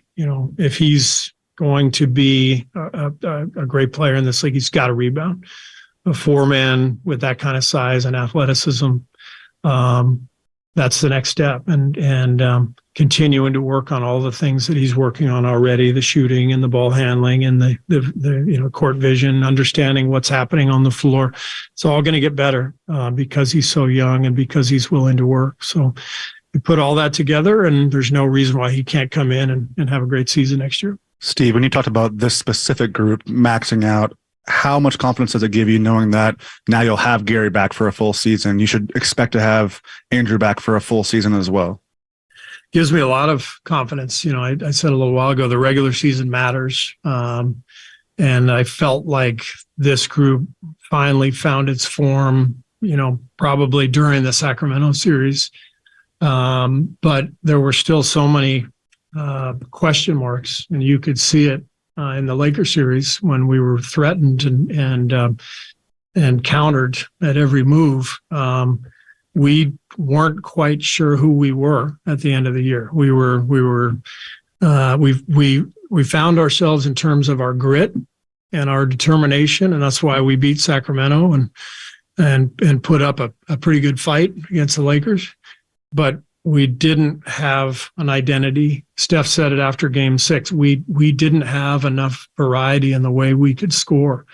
And that only happens through repetition in the course of the regular season. And so I think, coming back next year, hopefully, as you said, with Wiggs and Gary for full years, young players continuing to get better. I think from the start, we can build that identity and be a more efficient, more versatile team come playoff time. Along with that max out quote you mentioned post game, this was not a championship team, which is honest. 9 times you've been up close to what a championship team looks like. Knowing how hard it is to win a championship, how do you stay close to that next season? Well, our older guys are obviously the ones who are responsible for the banners that are hanging in there. Draymond, Steph, Clay. I know they are determined to come back and play at a high level. And I have no doubt that they're going to be prepared and ready to start camp. And there'll be some energy and maybe a little more of an edge than we started with this year from those guys. And the young guys have to just continue to work and grow. But as I said, this has to be a team-wide thing. Everybody has to improve, including me. We all have to really do some reflection and then as a staff, we have to present to the players, here's how we can get to the next level and implement that immediately starting this summer and try to check those boxes and take the next step.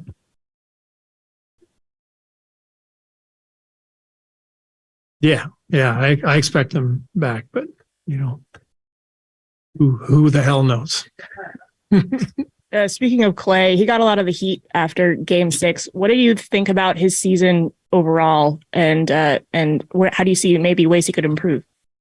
I think Clay's second half of the season was fantastic. I know that things didn't end the way he had hoped in the playoffs, but I think there's a lot of things we can do as a team to help get better shots for each other next year that I think will help Clay. I think the biggest thing for Clay is to have a great offseason. At 34, 33, I think with 2 major injuries behind him, this is a time where he's got to be more prepared than ever for the first day of training camp. Not only physically, handling the injuries and the strength and conditioning part of everything, but also understanding that as you get older, you've got to get better in areas you can improve upon. You can't rely on the same things you could rely on at 28 or 27. So there are areas where he can get better, and he's going to focus on those things this summer and come in and have a great year next year. Steve, with you guys ending the season a month or so earlier than you wanted to, how much can this extra rest actually be beneficial next season, just getting the guys' legs back under them? And you mentioned the edge as well. It can help. I mean, it wasn't lost on me last year that we won the championship, after missing the playoffs and losing in the play-in tournament, and not only the rest, but the edge. Lakers are having a great year. They missed the playoffs last year. Like, they had a chip on their shoulder and obviously had to make some moves, in the middle of the season to find themselves. But, I'm sure LeBron and AD probably benefited from having a longer summer. And so you have to take advantage of that. It's a combination of rest and that chip on your shoulder. And I know our guys well, so they'll take advantage of both. You have a lot of experience, obviously, navigating personalities and egos as a coach.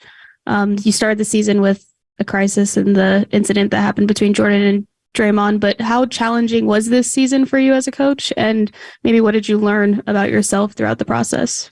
It was challenging, but in a relative fashion. I mean, I'm still coaching basketball. I still get to come into this building every day and be around a bunch of people I love being around and do what I love. So challenging, yeah, but I'm not digging ditches. I'm I'm doing what I love. And every season is filled with challenges, and there's definitely more sort of outside noise than ever before in this job, as every coach can attest to. But I think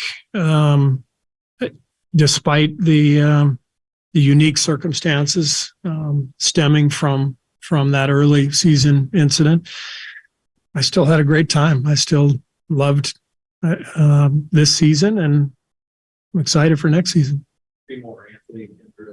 You've mentioned the incident now a few times, obviously, and Draymond is at the heart of it, obviously. How necessary? To be fair, you guys have asked about the incident. Also, I didn't just bring it up. Yeah. And I'm about to ask about it again. I mean, he comes with a lot. Draymond, obviously, his future is, up in the air over the next 2 months, whatever. How necessary do you view him having to come back for this team to remain in title contention? And I'm sure, do you desire to have him back, with everything that comes with him? Yeah. I mean, look, if Draymond's not back, we're not a championship contender. We know that. I mean, he's that important to winning and to who we are. So I absolutely want him back. He's a competitor. He's an incredible defensive player. We can check all those boxes. And he and I have built a really special relationship that has run the gamut. Over the years, we've had our share of run-ins, but we've been through so much. We really care about each other and work together well. He knows that he had a great season this year from a basketball perspective, but he knows that he also compromised things by what happened back in October. And so part of him coming back next year has to be about, rebuilding some of that trust and respect that he's earned here, for a long period of time. And one thing I love about Draymond is he's always brutally honest, and he can take that sort of critique because he knows it's the truth. So I want him back. I think we all want him back, and hopefully that's exactly what happens. And we get ready to make another run next year.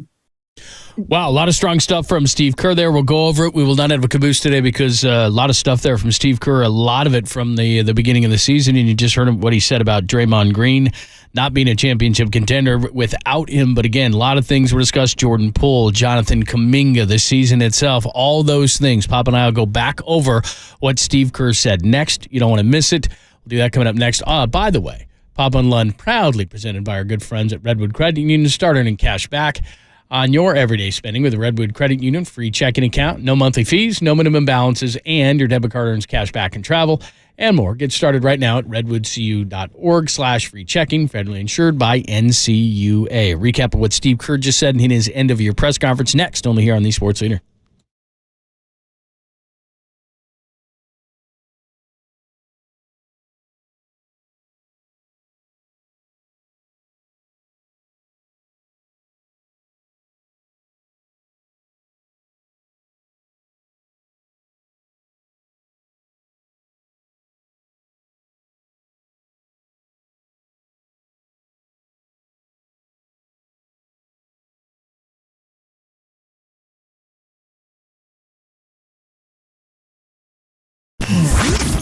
Here's what's trending now. Trending now. On KNBR.com. Here's what's trending now. Trending now. On KNBR.com. Speaking of NBA, Mark Spears joined Murph and Mac this morning to discuss how this offseason will look for the Warriors. That podcast and more turning right now on the all-new KNBR app.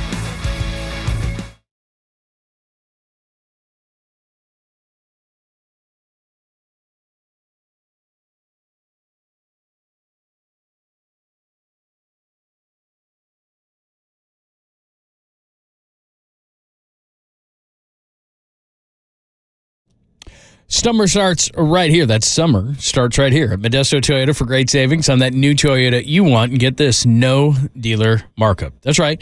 Modesto Toyota has no dealer markup, and there are cars, SUVs, and trucks arriving every day. So here's what you do. You check out the incoming vehicles at ModestoToyota.com. You pick out the one you want. Oh, yeah, that's got everything on it. Yep. And then you reserve it, and that's all with no dealer markup. It's that simple. Modesto Toyota has been family-owned and operated since 1965, so that gives you a ton of confidence. They've grown every year because they take care of you, the customer, which I've experienced many times. Now, that means getting you a great deal with the very best price and, of course, great customer service. It's time to get out and enjoy that wonderful weather, and summer starts right here. Great savings on that new Toyota car, SUV, or truck you want from the vehicles arriving daily. Those big trucks, they are loaded with new Toyota. So come get yours with no dealer markup. Now's the time for you to get a great deal on your next Toyota. So check them out. You look at them online. You see the one you want. You reserve it at ModestoToyota.com with no dealer markup. It's where I get my Toyotas. It's where I get my son's Toyota. Only at ModestoToyota.com.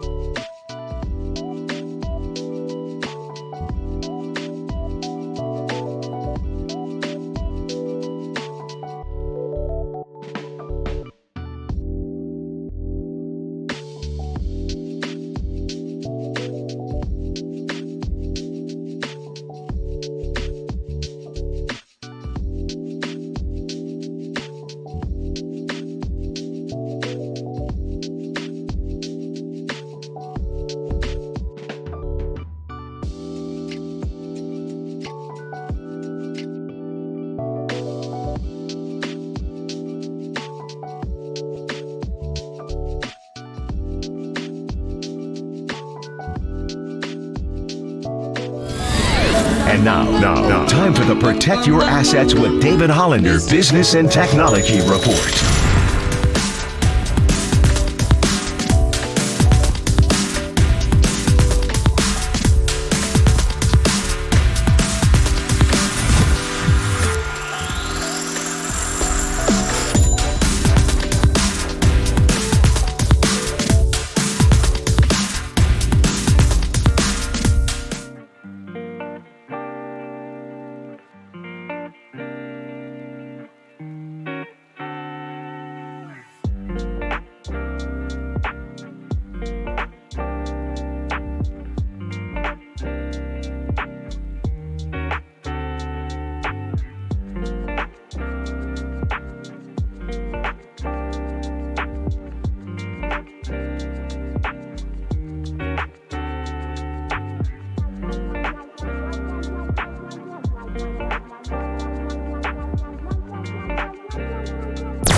Nation, wherever you are around the globe, stream Gold-Blooded Radio 24/7, 365 on KNBR.com. This is the sports leader.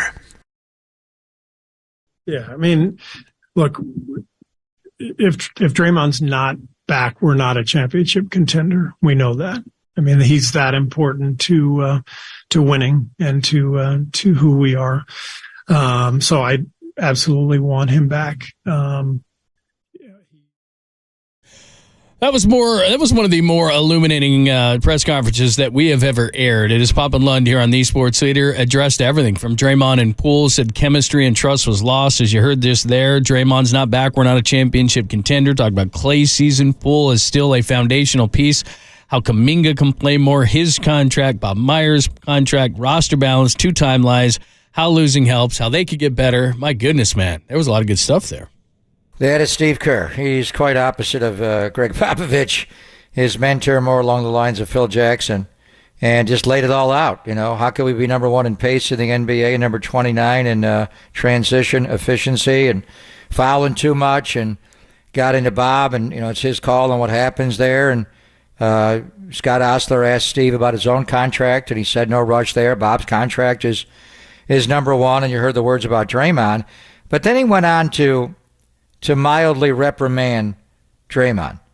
And he knows that he had a good year on the floor, but there's trust lost, and it impacted, in some degree, Jordan's play. And it wasn't he acknowledged that it's hard to score 20 points a game, but the efficiency numbers, shooting and turning the ball over, were lower. So if I'm maybe not Joe Lacob, because Joe really is a member of the coaching staff, kind of, and you know, he's right there, and he's also in, you know, as far as personnel goes and roster construction, and Steve even mentioned, you know, when he talked roster construction, Bob and Joe together. So maybe it'd be more if I'm Peter Guber, and I'm listening to this press conference, and they keep going back to an incident in October. And I understand it got out, and Steve was royally pissed about that, and the biggest crisis, the organization has faced, but that was months ago, and you had to go out and play an entire year. And I saw them on the floor play like teammates that were fine to get along. Teams have fought, obviously, Reggie's A's, Reggie's Yankees.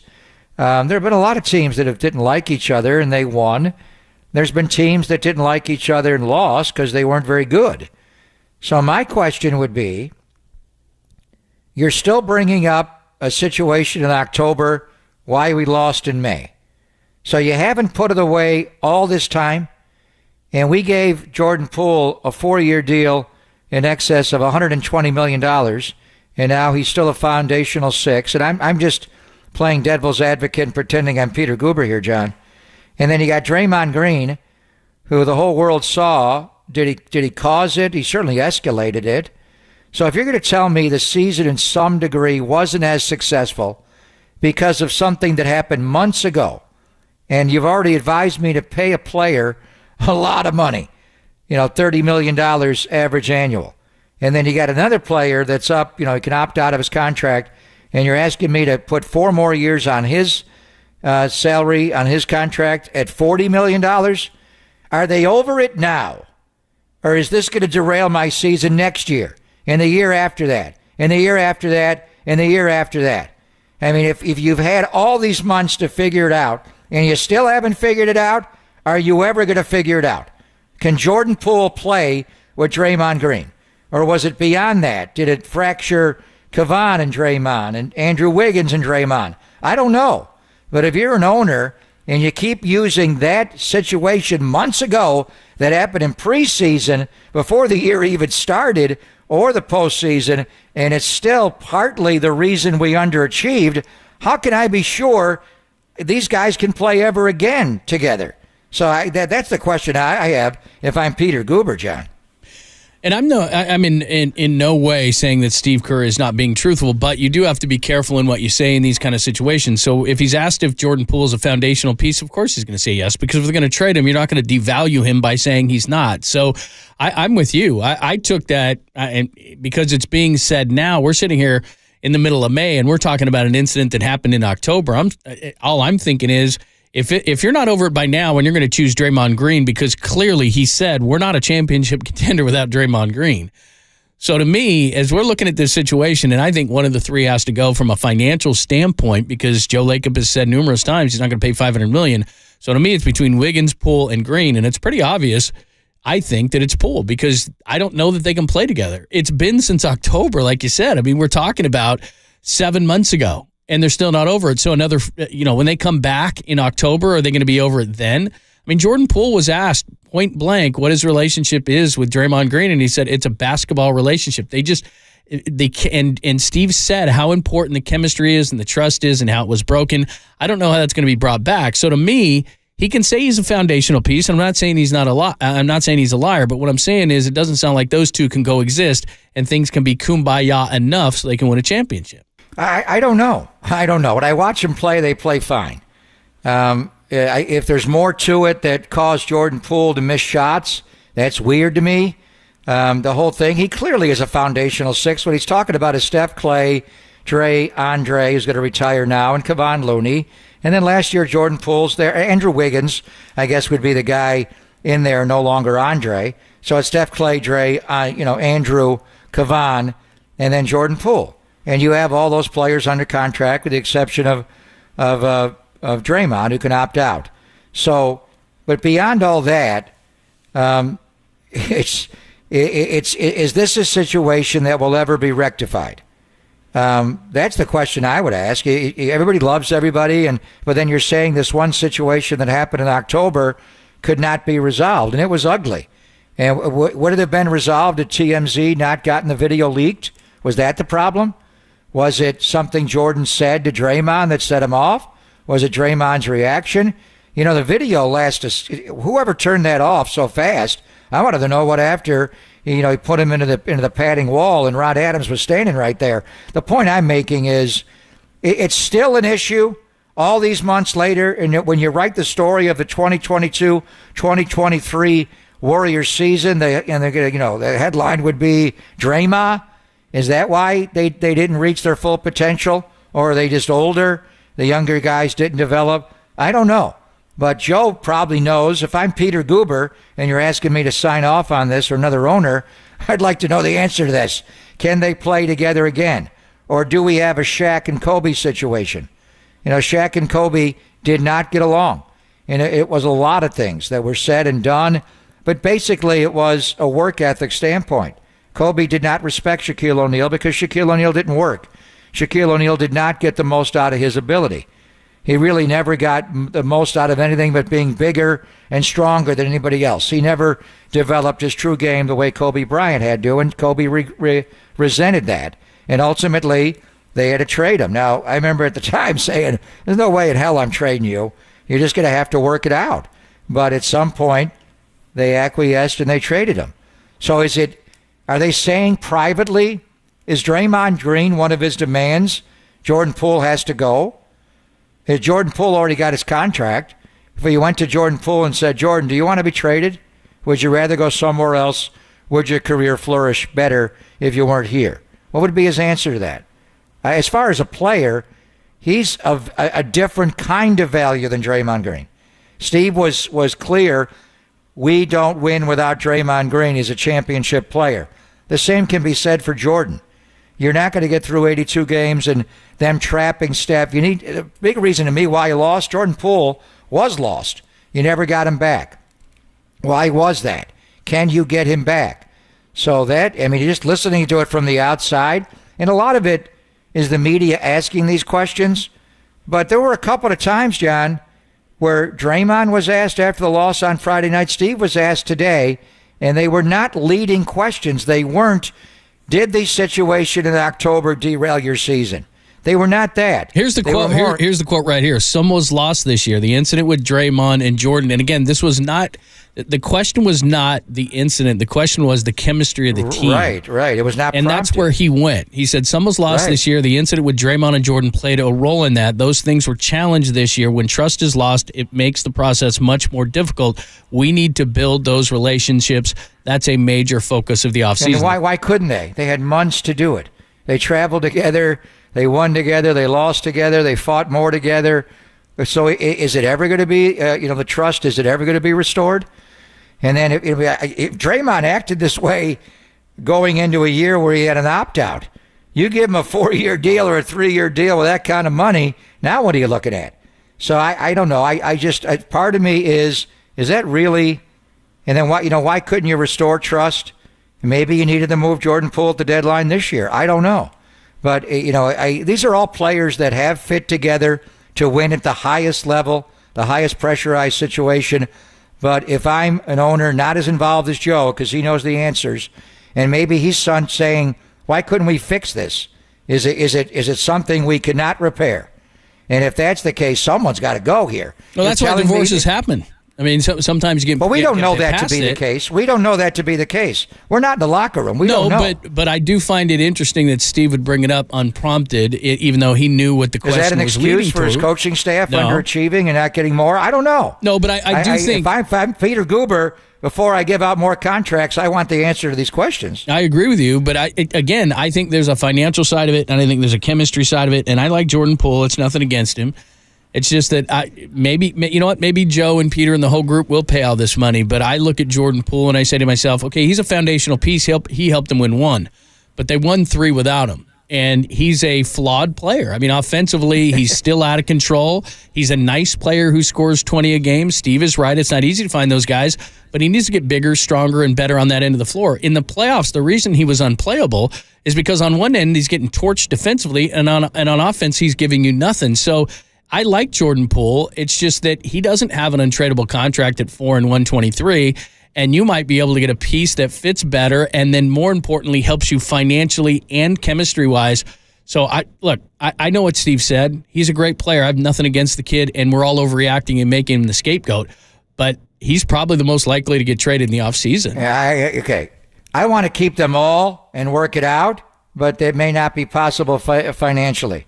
Jordan Poole has just started his career. He is a ascending player. Draymond Green, maybe he can get better, maybe he can't. He's in his 30s now. Typically at this stage, when a guy has the wear and tear on his body and as physically as he has played, he's going to head the other direction, descending player. So if I had to pick one, I'd trade Draymond Green. Now, that's it had to be a sign and trade. It's complicated. They don't want to do that. They want to figure out where it all works. Financially, there's a heavy burden to pay for this. But my question is that seriously, the whole year got sabotaged by something that happened in October, and you were never able to solve it all the way to May? Okay, I hear you. And now how can I be assured when we come back next October, it's not going to derail that season, the season after, and the season after? Can you guys get along or not? Can we all just get along? All right, we'll give you a few more thoughts on this thing. Great stuff from Steve Kerr today, making a reaction to it. Top of the hour, Tolbert will continue it. Tolbert and Copes will continue the conversation about the Warriors. Tons of stuff going on, Giants, etc. And, of course, Victor Wembanyama. Tons going on in sports. We'll get to it. And then Tolbert and Copes at the top on the Sports Leader.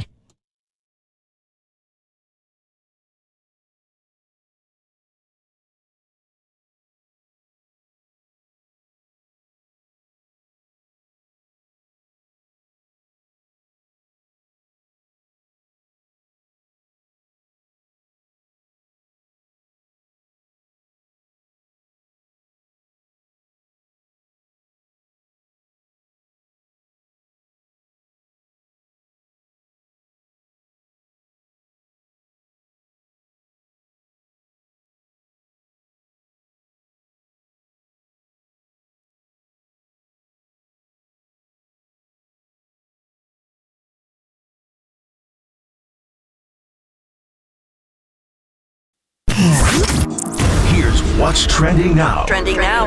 On KNBR.com. Bobby Marks, front office insider for ESPN, Jordan Torbert and Copes yesterday to look at how the Warriors can rebuild their team to compete for another NBA title. That story and more trending right now on the all-new KNBR app.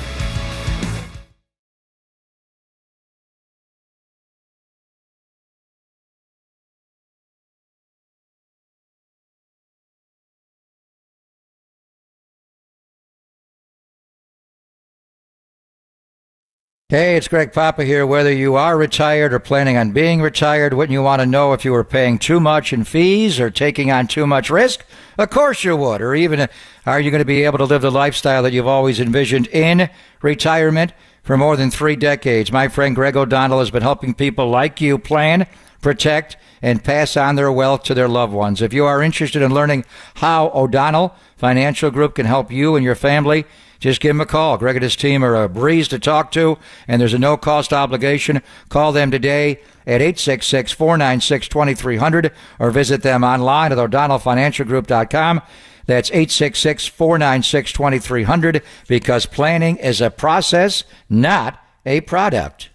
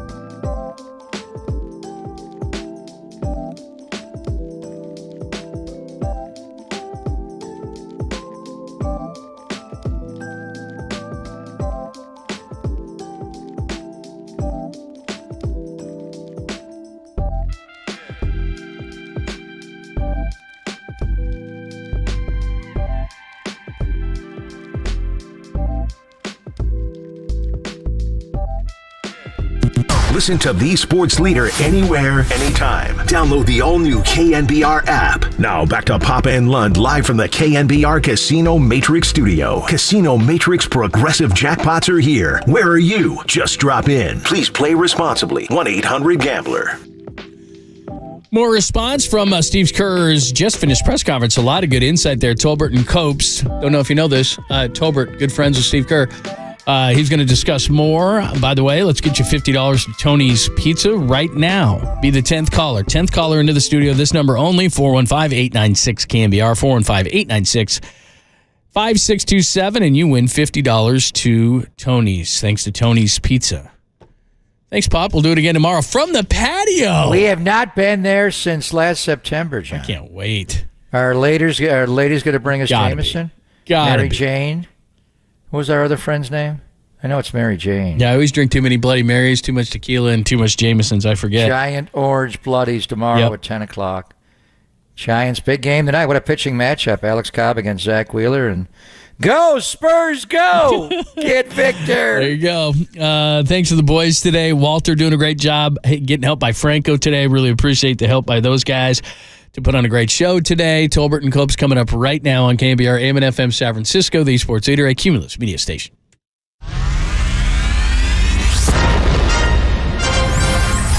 The NBA brought him to the Bay. Oh, what a move by Tolbert. Tolbert is really feeling it. While his co-host was born and raised here. Adam, that is great co-host work right there. That is amazing. You're lucky to have Adam, Tommy. Oh, absolutely. It's time for Tolbert and Copes. Let's get it on! Tom Tolbert. Yeah, thank you. Now if I could ever get some beer. And Adam Copeland. We're going to get after it today, man. Gotta come with swagger. On KNBR 104.5 and 680, the sports leader.